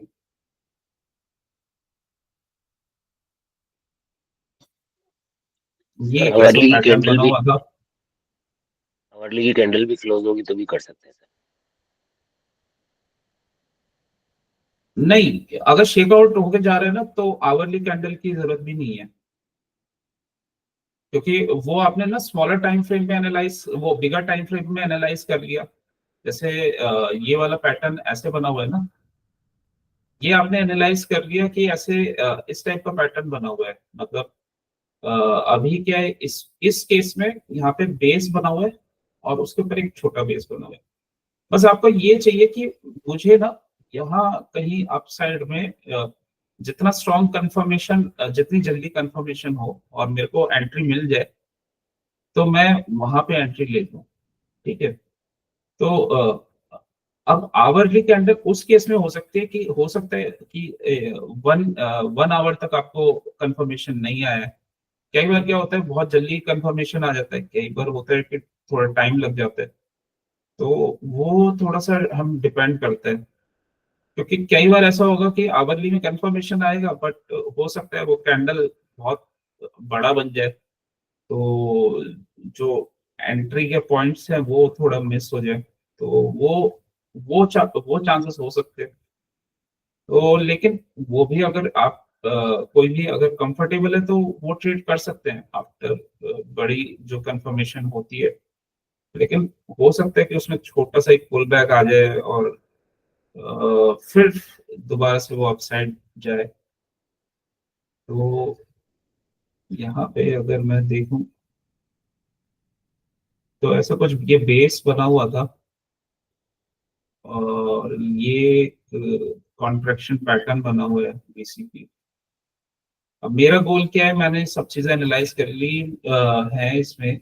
और मुझे ये देखना है कि सपोज मैं यहाँ पे फ्यूचर्स ले रहा हूँ, मतलब मैं एक बिग पोजीशन ले रहा हूँ या मैं ऑप्शन ही ले रहा हूँ और उसमें मैं हैज ले रहा हूँ, ठीक है। तो वीसी भी बना हुआ है। अब मेरा व्यू है कि यहाँ पे कहीं बाइंग का मेरे को सेटअप मिल जाए ना तो मैं वहां पे बाय करूंगा, और मेरे को स्मॉलर स्टॉप लॉस चाहिए। तो ऐसा कुछ ये फॉर्मेशन यहाँ पे ना, ये रेंज बनी है यहाँ पे। रेंज के बाद ये ब्रेकआउट दिया तो जस्ट यहाँ इस रेंज के नीचे मेरा स्टॉप लॉस, यहाँ ब्रेक होते ही मेरी एंट्री। और ये कितने टाइम में इसने दिया, ये ऑलमोस्ट,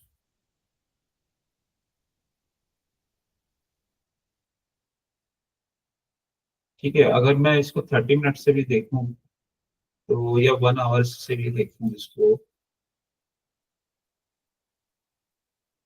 तो जितना उसने हाँ टाइम लिया, तो ये आप आवरली भी देख सकते हो, क्योंकि ये एक इनिशियल शेकआउट हुआ उसके बाद ये ब्रेकआउट हो गया। यहाँ पे जो इसका स्टॉप लॉस रहेगा, ठीक है,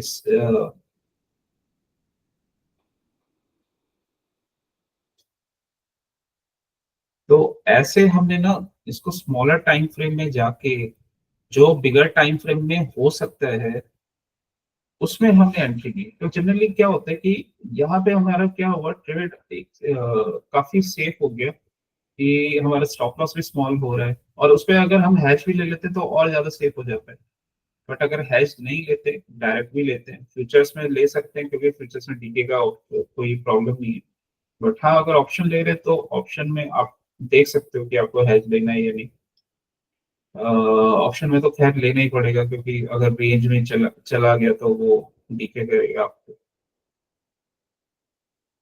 तो ये उसके बाद यहाँ ब्रेक हुआ, एक पुल बैक दिया, फिर इसने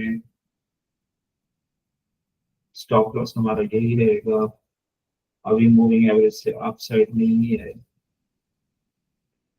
नेक्स्ट डे फिर ब्रेक और फिर ये अप साइड। अब देखो इसमें ना एक और पैटर्न बन गया जहाँ पे हमारी एंट्री बन सकती थी, मींस इंटरडे वालों की एंट्री बनेगी। वो ये पैटर्न है, ये बेस का ब्रेकआउट हुआ है, एक कप एंड हैंडल, उसके बाद ये एक स्ट्रॉन्ग मूव और ये कंटिन्यूशन पैटर्न पे एंट्री बनेगी। ये अपसाइड का move, pull back moving average पे रेंज। तो किसी को इंटरडे भी करना हो तो वो ये यहाँ पे एंट्री देख सकते हैं।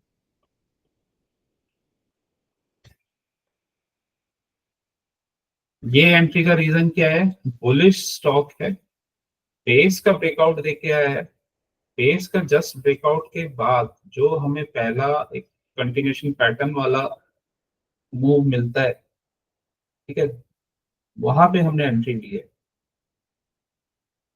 बट ये यहाँ पे डे ओवर हो गया था, तो इसको या तो ये कैरी फॉरवर्ड में जाएगी, ये इंट्राडे नहीं हो पाएगी।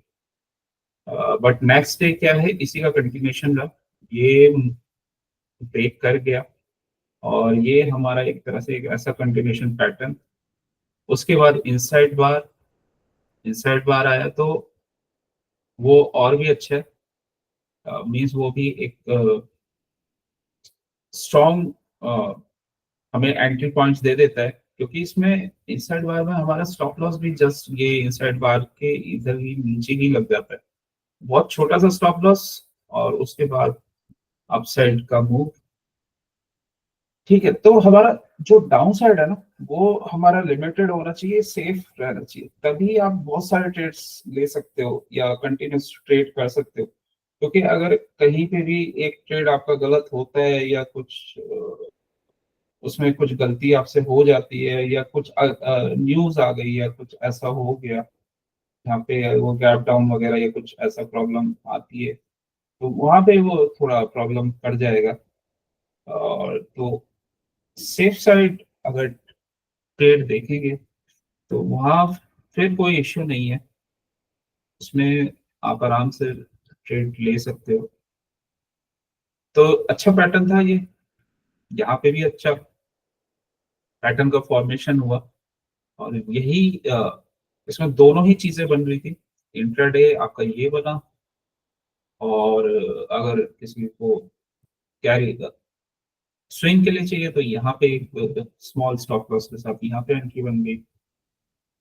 ठीक है, और कंफर्मेशन हमने कैसे कर लिया, हम निफ्टी को भी हमने देख लिया कि उस टाइम पे ये क्या कर रहा था, क्या कर रहा है निफ्टी, कहीं बियरिश तो नहीं है, कहीं सेंटिमेंट कुछ ऐसा तो नहीं है।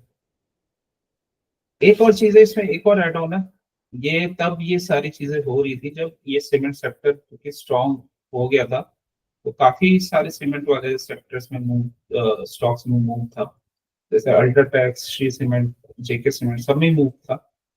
तो सेक्टर के साथ अगर और कंफर्मेशन आ जाए तो और ज्यादा अ, हमें वो कंफर्म हो जाता है। अगर आपको ये लॉन्ग टर्म करना है एफएनओ, तो फिर लॉन्ग टर्म के हिसाब से आपको प्लानिंग करनी पड़ेगी, क्योंकि अगर आपको एक एक मूव में 50,000 1 लाख के प्रॉफिट्स चाहिए, तो फिर उस हिसाब से आपको प्लानिंग भी करनी पड़ेगी। तो आप चाहो तो अलग अलग लिस्ट भी बना सकते हो अपने निफ्टी एफएनओ की, इस सीमेंट के स्टॉक्स अलग कर दिए और सेक्टर वाइज इनको लिस्ट प्रिपेयर कर ली, ताकि जब भी आप ट्रेड करो तो आपको पता रहे कि कौन सा सेक्टर इस समय चल रहा है। ठीक है, तो एफएमसीजी के आपने अलग कर दिए, फार्मा के अलग डाल दिए, हेल्थ केयर के अलग डाल दिए, आईटी के अलग, बैंक्स अलग, ठीक है, केमिकल और ये से रिलेटेड स्टॉक्स अलग। तो उसमें ना आपको आइडिया रहेगा कि अभी मुझे ये ट्रेड करना है, क्योंकि अगर आपको लॉन्ग टर्म इसमें चलना है और अच्छा गेन करना है, मतलब आपका अगर गोल है कि मुझे ईयरली 50 लाख चाहिए इसमें, या एक बड़ा अमाउंट चाहिए, जो भी अमाउंट है, या उससे भी ज्यादा चाहिए कि मुझे लॉन्ग टर्म में इसमें 1 CR बनाना है या जो भी है, तो उस हिसाब से आपको प्रिपरेशन भी करनी पड़ेगी। फिर इसको आपको डेली आप थोड़ा थोड़ा आपको देखना, आपको पता होना चाहिए फिर एफएनओ में क्या चल रहा है, इस समय निफ्टी क्या कर रहा है, कहाँ पे है, और अगर वो फॉल कर रहा है तो वो क्या वाकई में इसमें फॉल हो रहा है, और कौन कौन से ऐसे पैटर्न्स हैं जिनका सक्सेस रेट काफी हाई होता है। फिर आपको एक लिमिटेड डाउन साइड देखना है, उसको भी अगर सेव करना चाहते हो तो वो भी आप देख सकते हो हैजिंग के थ्रू। ठीक है, तो जब आपका लिमिटेड डाउन साइड रहेगा, अपसाइड अनलिमिटेड एक बिगर रहेगा, तो फिर आप लॉन्ग टर्म तक वो ट्रेड्स ले पाओगे। और जो भी आपके गोल्स हैं, चाहे आगे कि अ, मुझे इसमें अच्छा मनी जनरेट करना है, तो वो भी उसमें फुलफिल हो पाएंगे, क्योंकि ये सब के लिए प्रॉपर एक प्लानिंग के साथ ही चलना पड़ेगा, तब जाके, और एक सिस्टमेटिक वे में। अदरवाइज रैंडम वे में पॉसिबल नहीं है ये। ठीक है, रैंडम वे में मुश्किल हो जाएगा। और आपने देखा होगा जनरली क्या होता है कि हम कंटिन्यूशन पैटर्न ही आते हैं अगर इंटरडे में, उसी कंटिन्यूशन पैटर्न के बस वेरियस फॉर्म्स आते हैं। कहीं जैसे ये वाला राउंडिंग वाला आ गया, कहीं वो फ्लैग वाला आ गया, कहीं कप एंड हैंडल बन जाता है। ठीक है, तो वो सबको एनालाइज करना, तो थोड़ा सा इसमें आपको ये सब प्लान आउट करना पड़ेगा। और प्रॉफिट प्रॉफिट जनरेशन होता है, एक अच्छा बिगर प्रॉफिट भी बनता है, बट उस बिगर प्रॉफिट के लिए आपको एक बार वर्क करना पड़ेगा, क्योंकि एक बार यूज टू हो जाते हैं ना, तो फिर हमें पता चल जाता है कि ये चार्ट क्या कर रहा है, ये इसमें ऐसे क्या हो रहा है, और ये क्यों है ऐसा मूव। ठीक है, तो इस टाइप से हम आराम से थोड़ा थोड़ा देखेंगे, तो और कंफर्म ट्रेड्स लेंगे, तो वो फ्यूचर्स में बहुत अच्छे रहते हैं। और एक स्ट्रॉन्ग जैसे आप मूव देखते हैं, जैसे फ्यूचर्स में अगर आप किस कोई फ्यूचर्स जैसे पसंद करता है, तो फ्यूचर्स में बहुत कई बार अच्छे ट्रेड्स मिलते हैं। वो एटलीस्ट आपको 3-4 मंथ्स तक तो अ, बहुत बड़ा मूव दे देते हैं। जैसे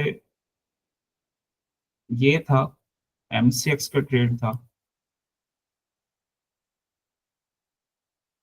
तो एमसीएक्स क्या था कि यहाँ इसने एक बेस का फॉर्मेशन किया है, ये बेस का फॉर्मेशन किया, और उसका बेस का इसने फिर दोबारा एक बेस बनाया, तो बेस ऑन बेस पैटर्न है। तो ये जो बेस ऑन बेस का जो ब्रेकआउट हुआ है ना, ये यहाँ पे, इसको हमें शॉर्टर टाइम फ्रेम में एंट्री लेनी है।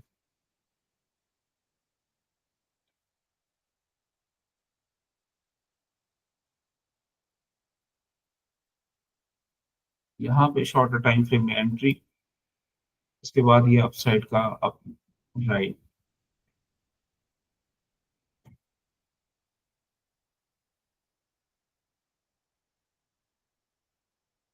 कंफर्मेशन पैटर्न की इसी वजह से हो गई, एक स्ट्रॉन्ग बेस का ब्रेकआउट, उसके बाद ये रिटेस्ट, और फिर एक बेस फॉर्मेशन, उसका ब्रेकआउट।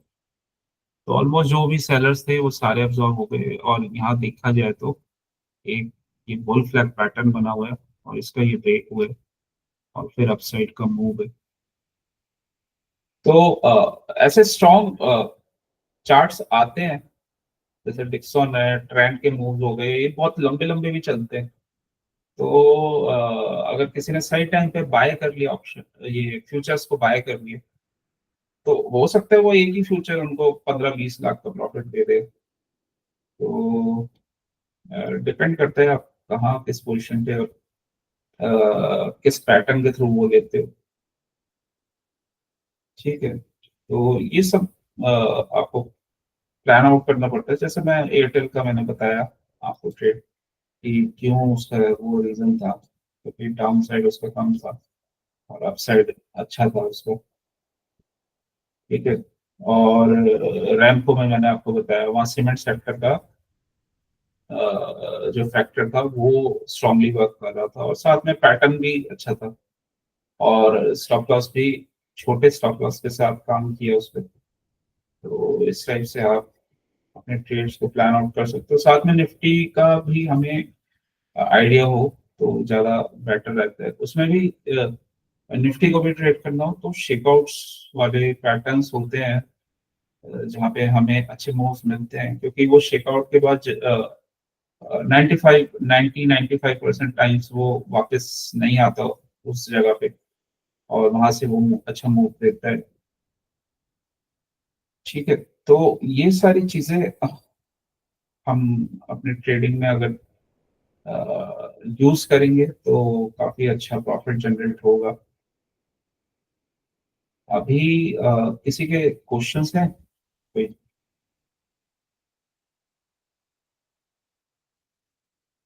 नहीं सर। अच्छा, ओके, ठीक है। तो पारस का क्वेश्चन ले लेता हूँ मैं फिर, उसका नेचुरल गैस में था।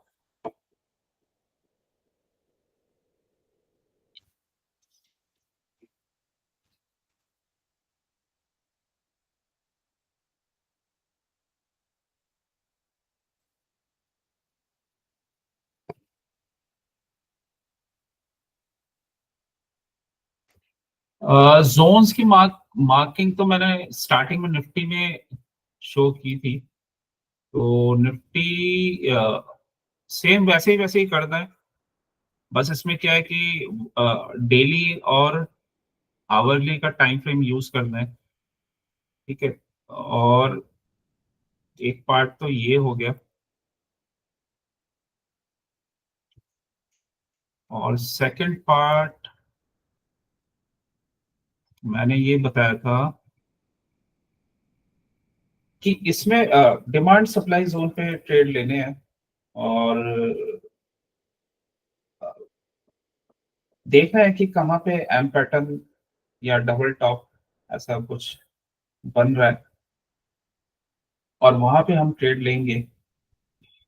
जैसे ये वाला, ये ऊपर जहाँ पे ये एम बना है ये सप्लाई जोन था। ठीक है। उसके बाद हमें यहाँ कंफर्मेशन मिला, तो आप दो तरीके से ट्रेड ले सकते हो। या तो ये एम पैटर्न पर नेकलाइन ब्रेक हो जाए यहीं पे ले सकते हो, या फिर ये इसको रिटेस्ट करने दो। ये ज्यादा सेफ हो जाता है। रिटेस्ट करके जब जाएगा तो अपना टारगेट तक ये जाता है। जैसे ये इस जोन में हमें मूव दिख रहा है कि यहाँ पे अ, एक डिमांड बनी हुई थी, तो इस जोन तक का टारगेट। उसके बाद फिर दोबारा इसने सेम उसी सप्लाई जोन में गया। ठीक है। फिर दोबारा से एक एम पैटर्न है ये, और या तो इस केस में आप अर्ली एंट्री भी ले सकते हो। ये जोन है, क्योंकि यहाँ पे ये ना जोन बना, ये पूरा एक रेंज बनी, और उसका ये ब्रेक हुआ तो यहीं पे भी आप एंट्री ले सकते हो। स्टॉप लॉस कहाँ रहेगा? इसके जस्ट ऊपर। क्यों? क्योंकि यहाँ से ही पिछली बार जो सेलिंग थी। ठीक है। तो यहाँ पे भी आप अर्ली एंट्री ले सकते हो, और अगर बहुत कंफर्मेशन चाहिए तो फिर इसका वेट करो, ये पूरा एम पैटर्न का नेकलाइन ब्रेक होने का। तो ये ब्रेक हुआ, उसके बाद ब्रेक होने के बाद इसने रिटेस्ट किया, रिटेस्ट के बाद ये फास्ट डाउन चला गया अपने टारगेट तक। ठीक है। ये टारगेट था, ये वाला, ये टारगेट भी इसने फुलफिल कर दिया। उसके बाद ये अभी और डाउन साइड आ रहा है दोबारा इसको। ठीक है। इसके बाद फिर इस वाले जोन तक का टारगेट है।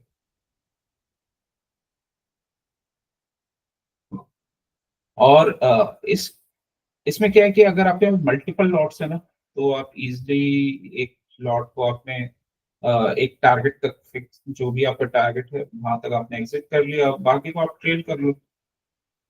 ठीक है, मल्टीपल लॉट्स में ये काफी अच्छा वर्क करता है, और नेचुरल गैस में काफी अच्छा प्रॉफिट जनरेट होता है, क्योंकि क्या है कि ये ना अपना ट्रेंड में अच्छा काम करता है।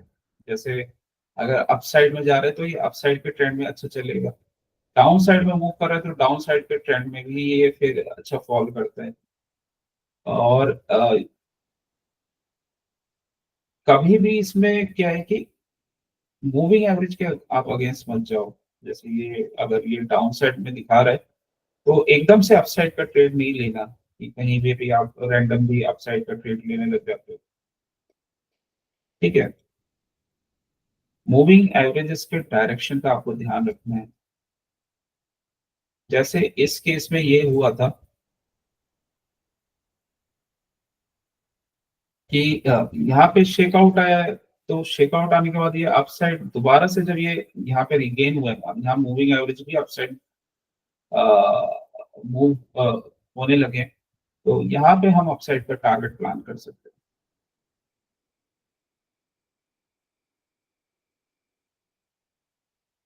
ठीक है, कभी भी जब वो रिवर्सल लेगा ना तो कोई ना कोई कंडीशन होगी, वो कहीं ना कहीं अपने सप्लाई डिमांड जोन पे जाके ही रिवर्सल लेगा, और कुछ ना कुछ वो पैटर्न बनाएगा, या तो डब्ल्यू बना देगा या फिर कुछ ऐसा ये बेस बना देगा, ये एक छोटा इनवर्स हेड एंड शोल्डर बन रहा है, तो यहाँ पे हमारी एंट्री हो जाएगी, साथ में हमारे मूविंग एवरेज का डायरेक्शन भी अपसाइड हो गया। बस दैट्स इट, उसको ट्रेल करना है। अपना एक लॉट आपने या दो लॉट जो भी थे वो निकाल दिए, और कुछ आपने एक लॉट आपने रख लिया, उसको ट्रेल करना है यहाँ पे जब तक वो चल रहा है।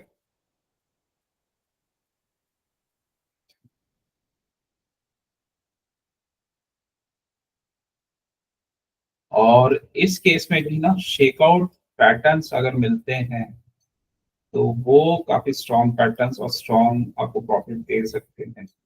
जैसे ये वाला पार्ट है, यहाँ अपसाइड मूव था, और इसने क्या किया, इसने यहाँ ब्रेक डाउन किया, इस जोन को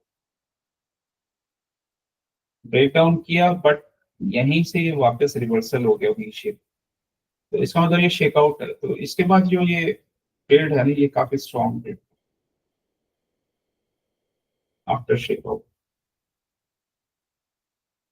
तो एक तो आपको शेकआउट देखना है, सेकंड आपको ये देखना है कि कहाँ एम डब्ल्यू क्या बन रहा है, वो आप तभी देख सकते हो जब आपके सप्लाई डिमांड जोन्स मार्क हैं। ठीक है, और कभी भी फॉल करेगा ये या तो M pattern means double top या ट्रिपल टॉप बना के फॉल करेगा।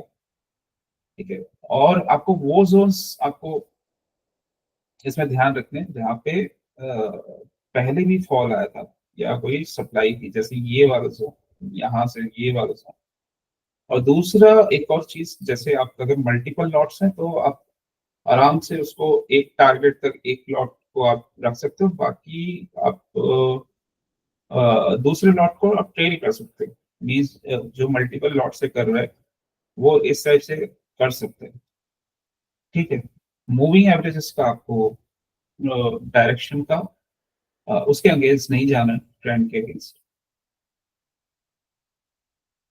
अब जैसे यहाँ पे ये फॉल आया था, यहाँ पे क्या था, ये ट्रिपल टॉप पैटर्न था, तो या तो ट्रिपल टॉप बनेगा या डबल टॉप बनेगा, और वो बनेगा हमेशा अपना सप्लाई डिमांड के पास। यहाँ सप्लाई थी, ये ट्रिपल टॉप पैटर्न था, ये बहुत टच हुआ,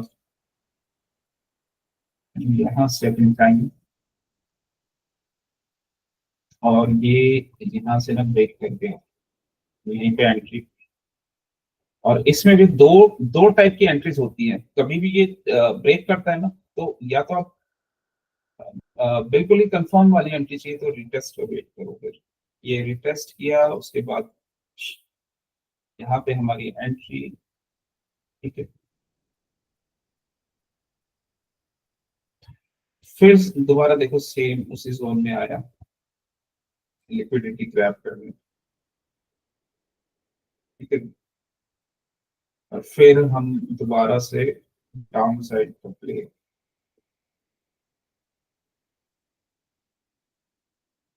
तो इस चीज का हमें ध्यान रखना है।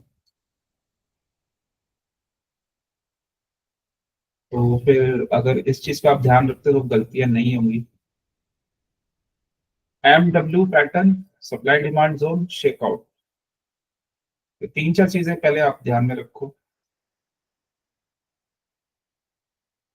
यहाँ भी ये एक एम पैटर्न फॉर्मेशन हुआ है। यहाँ यहाँ सप्लाई है डाउन, फिर यहाँ पे सप्लाई ब्रेक किया, एंट्री, ये जोन ब्रेक किया, फिर और डाउन साइड, मूविंग एवरेज का स्लोप डाउनवर्ड्स।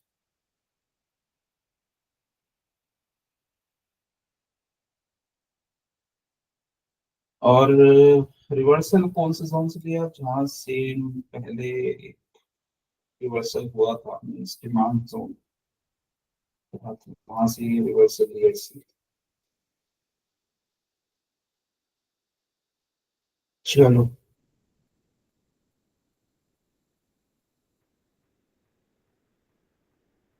तो किसी का कोई क्वेश्चन नहीं? नहीं मनु ब्रो, जी सर। थोड़ा प्रैक्टिस आगे करूंगा। हाँ, मैं प्रैक्टिस करूंगा इस पे, एक बार दोबारा से लेवल्स बनाऊंगा। मेरे लाइंस काफी ज्यादा बन रहे थे तो मैं खुद ही कंफ्यूज हो जा रहा था कि कौन सा मेजर है और नहीं है। एक बार दोबारा प्रैक्टिस करूंगा इस पे।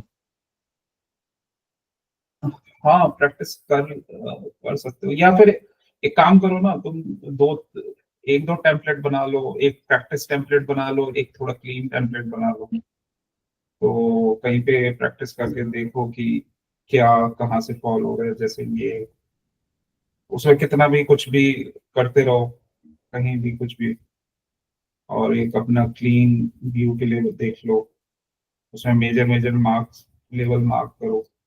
टेम्पलेट कैसे बनाएंगे मनु ब्रो, मतलब वो अलग अलग हो जाएगा क्या? हाँ, यहाँ पे बन जाती है ना अप साइड में, ये अच्छा। ऊपर जो ये शो हो रहा है यहाँ पे, तो क्रिएट न्यू लेआउट, ओके। यहाँ पे ये बन जाता है। कितने भी बना लो, कमोडिटी प्रैक्टिस के नाम से बना लो, कुछ और टेस्टिंग करनी है वहां से बना लो। वो ये होता है ना कि आपके टेम्पलेट्स बन जाते हैं, तो वहाँ कर सकते हो इजीली। हाँ, ये करता हूँ। चलो, और किसी का और कोई क्वेश्चन तो नहीं है? मनु भाई आज ये रैप अप करें? मेरा एम। हेलो मनु भाई, हाँ, बताओ। आज ये एम पैटर्न छूट गया सर। कोई बात नहीं, कल पकड़ लेना, वो मतलब मंडे पकड़ लेना। छूटता है, होता है, ये स्टार्टिंग में छूट ध्यान जाता है, क्या करें।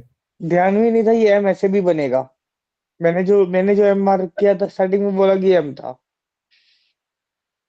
एम नहीं भी बनेगा ना तो ये वो भी आप ध्यान नहीं रखो, डबल टॉप का ध्यान रखो, ये एम के चक्कर में अगर नहीं बन रहा तो ये देखो ना कि यहाँ पे ये सप्लाई थी, उसी जोन में आया है, और वहां से ये रिजेक्शन ये नहीं, लिया मैंने है, उस जोन में और साथ में मैंने 292 पे सेल किया था।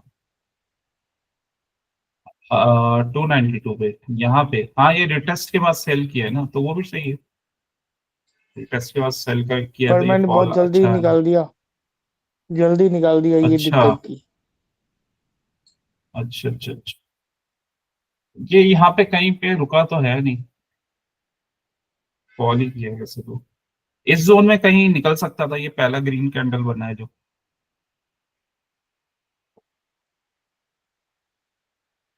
खैर कोई नहीं, प्रैक्टिस के साथ आ जाता है।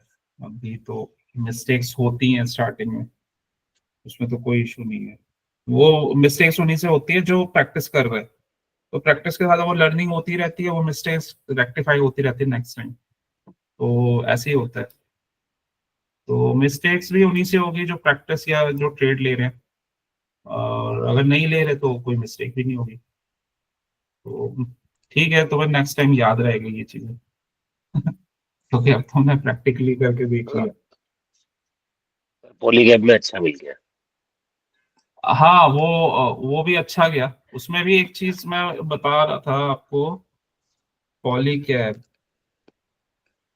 ये भी ना एक अच्छे हमें ना एक अच्छा मतलब फ्री का जैसे कहते हैं कि इजी मनी मिल जाता है। तो पॉलीकैब का तो देखो ये रेंज बना हुआ था, ये यहाँ से एक स्ट्रॉन्ग मूव आया है और ये एक रेंज यहाँ बना हुआ है। ठीक है, तो ये रेंज बना हुआ था, वही यहाँ पे टेस्ट करके फिर अपसाइड दोबारा हो सकता है। अब ये कल फिर यहाँ तक भी चला जाए, ये 7600 तक, और जो इसका ऑल टाइम हाई है। उसके बाद अगर ब्रेक करता है फिर ये और ब्रेक करके फिर एक बेस बना के फिर जाते हैं, तो बहुत अच्छा बाय बनेगा। मतलब ये बेस बना हुआ है और फिर एक और बेस ऑन बेस वाला बन जाएगा ना, तो एक स्ट्रॉन्ग बाइंग बन जाएगी इसमें फ्यूचर्स की। सर ये और बॉटम में जो उसमें एल तो बना था इस, ये वाला डब्ल्यू हाँ इसमें कहाँ अपन लोग कहाँ ट्रेड ले पाते सर? पहले तो डब्ल्यू हम देख लेंगे, जैसे ये किस डे बन रहा है, ये 22 नवंबर को। 22 नवंबर को निफ्टी क्या कर रहा था, तो निफ्टी को देख लेंगे। निफ्टी में कंफर्मेशन अगर होगा तो निफ्टी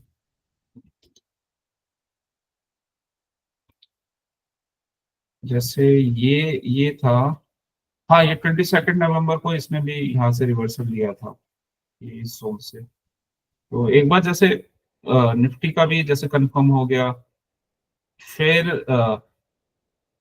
ये हमें ऐसे देखना है। ये ना अगर निफ्टी के साथ कंफर्म हो रहे तो फिर तो हम एकदम इनिशियली भी ले सकते हैं, क्योंकि इसका रीजन ये है कि ये कर क्या रहा है, ये बेसिकली ना ये बुलिश ट्रेंड में ही है। जैसे अ, अगर मैं इसको यहाँ से देखूं तो ये बुलिश ट्रेंड में ही है, और ये ना एक बेस फॉर्मेशन कर रहा है, बस और कुछ नहीं कर रहा। तो ये कैसे हमें कंफर्म हो रहा है कि जब भी ये इस जोन में आ रहा है, यहाँ पे बाइंग आ रही है स्ट्रॉन्ग, ये हमें टेल शो हो रही है। फिर इस जोन में कहीं ना कहीं बाइंग आ रही है, ठीक है, यहाँ पे बाइंग आई, फिर दोबारा ये इस जोन में आया, फिर बाइंग आई। तो यहाँ पे ग्रीन कैंडल बनी, तो अगर थोड़ा सा सेफ साइड जाना है तो यहाँ जैसे ये अपसाइड गया, उसके बाद पुल बैक, ये मींस एक तरह से ना ये भी एक शेकआउट ही होता है, क्योंकि यहाँ पे एक बाइंग बनी हुई है। फिर इसने जैसे हम निफ्टी में देख रहे थे ना, वो ही सेम है कि इसने एक गैप अप दिया, अपसाइड गया, एक शेकआउट दिया, उसको इसने एंगल्फ कर लिया।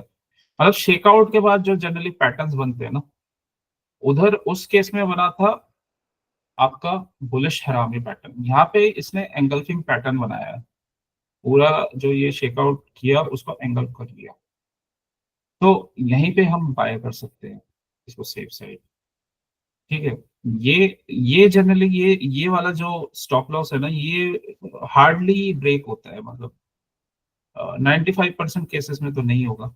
अगर जब निफ्टी भी अपसाइड जा रहा है और यहाँ पे स्ट्रॉन्ग बाइंग बनी हुई है, और पहले भी बार बार यहाँ से अपसाइड जा रहा है, तो वो फिर उस केस में तो नहीं होगा, ठीक है। तो यहाँ पे हम बाइंग कर सकते हैं। इसके बाद ये पूरा मूव कैप्चर हो जाता टॉप तक का। और एक और इसमें कंफर्मेशन है, क्योंकि ये डबल बॉटम भी बना रहे हैं ये, ठीक है। तो और जब भी ये डबल बॉटम बना रहा है ना, तो जब ये फॉल कर रहा है तो वहां पे ना वॉल्यूम एक्टिविटी नहीं है, मीन्स ये बहुत ही वीक हैंड्स है।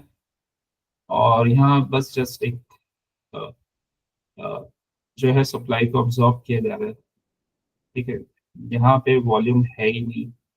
तो जो नॉर्मली ये रिटेलर्स वगैरह ही हैं जिनको मार्केट से बाहर निकाला जा रहा है उनकी पोजीशंस को, ठीक। उसके बाद फिर ये स्ट्रॉन्ग यहाँ पे वॉल्यूम्स, ये पहला वॉल्यूम आया, और इसके बाद यहाँ पे अपसाइड तो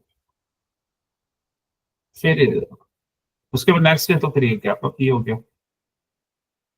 यहाँ पे भी एंट्री बन जाएगी अगर यहाँ किसी मिस हो गई। तो ये गैप अप हुआ, रेड क्लोज हुआ, अगले दिन उसको अपसाइड ये कैंडल फॉर्मेशन, ठीक है, यहाँ पे फिर हमारी एंट्री बनेगी और ये फिर आप मूव। मार्केट फॉल में क्या होता है कि मार्केट फॉल के बाद ना फ्यूचर्स लेने का बड़ा बेनिफिट होता है, डाउन साइड बहुत लिमिटेड हो जाता है। तो उस टाइम के लिए ना हमारे पास कैपिटल होना चाहिए कि हमें जैसी अपॉर्चुनिटी मिले और उसको फिर हम ग्रैब कर लें, वहां पे अच्छे प्रॉफिट्स बनते हैं। जैसे 2 मंथ्स मार्केट फॉल हुआ तो यहाँ पे आपके अच्छे प्रॉफिट्स बनेंगे, यहाँ पे स्ट्रॉन्ग प्रॉफिट्स बनेंगे यहाँ पे, जैसे 50,000 1 लाख रुपीज इसी एक ट्रेड में बन जाएंगे आराम से। ज्यादा नंबर ऑफ लॉट्स लेने की भी जरूरत नहीं पड़ेगी। सेम जब मार्केट कंडीशन ठीक होती हैं और सेक्टर के साथ मूव मिलता है, तो जैसे कोफोर्ज में कल आया था, ये भी इजी ट्रेड था कल कोफोर्ज का।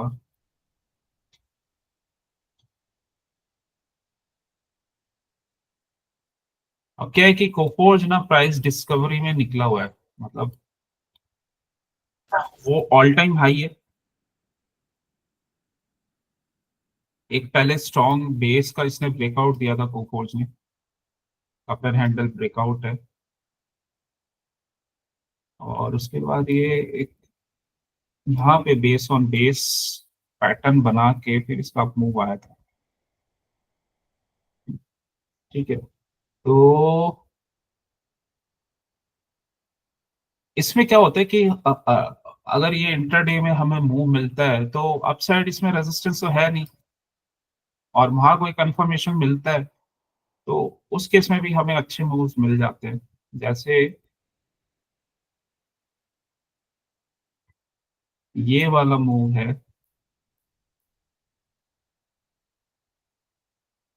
ये अप मूव, यहाँ पे रेंज फॉर्मेशन, फिर अप मूव, ठीक है। ये वाला मूव था ये जो मिला था, ये वाला कैंडल।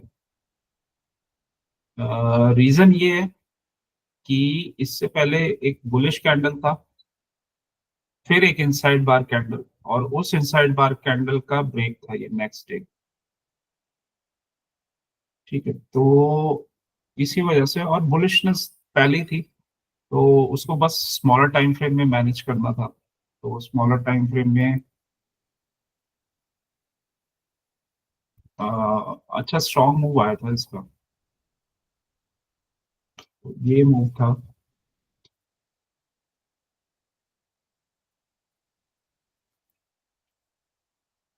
और इससे पहले क्या था, ये स्मॉलर टाइम फ्रेम में ये कैसा बेस सा बना हुआ था जो हम बिगर टाइम फ्रेम में देख रहे थे। बस एक स्ट्रॉन्ग मूव था, पहले ही कैंडल स्ट्रॉन्ग, दूसरा एक छोटा सा इनसाइड बार नहीं बोल सकते, बट इसका जो बॉडी है वो इसी कैंडल के अंदर है, और यहीं पे हमारी एंट्री, बस फिर उसको राइट करते जाओ। यहाँ पे एग्जिट, पहले ही बेयरिश एंगल्फिंग आती है, एग्जिट कर दो। तो ये ऐसे स्टॉक्स भी काफी बार हमें एक अच्छा मूव दे देते हैं, क्योंकि अपसाइड तो कुछ होता नहीं इनका रेजिस्टेंस, तो इस वजह से ही अ, यही रीजन है। और डेली में भी देखो स्ट्रांगली ही अप जा रहा है, छोटे छोटे रेंज बना रहा है, फिर एक अपसाइड का मूव आता है, फिर रेंज, फिर अपसाइड का मूव। और इसमें डेली का जो ट्रेंड है वो भी स्ट्रांग दिख रहा है, क्योंकि स्लो मूविंग एवरेज का एक अपवर्ड की तरफ है। और दूसरा, ऐसे जो स्टॉक्स होते हैं वहां पे तब भी मूव आता है जब ये जब अपने मूविंग एवरेजेस के पास आते हैं, मूविंग एवरेजेस के पास इसने रिटेस्ट किया, फिर अपसाइड मूव, यहाँ पे इसको बाय करने का अगर आप इसमें कुछ पोजिशनल सोच रहे हो, तो यहाँ पे बेनिफिट होता है ऐसे स्टॉक्स में। यहाँ टाइट रेंज बनाया क्योंकि एक ही कैंडल के अंदर ये 3 कैंडल फॉर्मेशन, उसके बाद फिर अप मूव, फिर दोबारा स्मॉल पुल बैक, फिर अप मूव। और एक चीज और है, इसमें सेलर्स तो मुझे कहीं दिख ही नहीं रहे, इतने small small narrow range candles form हो रहे हैं। बहुत ही स्ट्रॉन्ग दी ही अप मूव इसने दिए है। ऐसे चार्ट्स भी ना फ्यूचर्स के लिए काफी अच्छे होते हैं। वॉलेटिलिटी है नहीं, लो वॉलेटिलिटी के साथ ये अपसाइड जाया जा रहा है, तो जनरली थोड़ा सेफ रहते हैं ये, और मूविंग एवरेज को फॉलो कर रहे हैं। पता कैसे चलेगा? एक बार मूविंग एवरेज को फॉलो किया, ट्रेंड अपसाइड है, नैरो रेंज कैंडल्स है, उससे पता चल जाएगा। उसके बाद फिर दोबारा आया, यहाँ पे बाइंग कर लो, इतना मूव ले लिया इसका। ठीक है, ये जनरली क्या होता है, ऑल टाइम हाई के आसपास मिलते हैं, और बेस ऑन बेस के ब्रेकआउट के बाद, क्योंकि इसमें सप्लाई निकल चुकी होती है जो भी है, इस वजह से ऐसे मूव्स क्रिएट होते हैं। ठीक है, चलो, कोई और क्वेश्चन तो नहीं है, रैप अप करते हैं। चलो, good night sir. Good night. Good night. Good night. Good night sir ji. Good night. चलिए सर, आज का तो मेरा टारगेट पूरा हो गया सर। अच्छा, हो गया, चलो कांग्रेट्स। हाँ, 7,000 प्लस ही है सर। चलो बढ़िया है, इतना ओ वीकेंड एंजॉय करो, घर पे लेके जा रहे हो तो पैसा। जी सर। सही है, अच्छा है आज का। जी सर, सुबह अच्छा ट्रेड पकड़ गया एनटीपीसी वाला।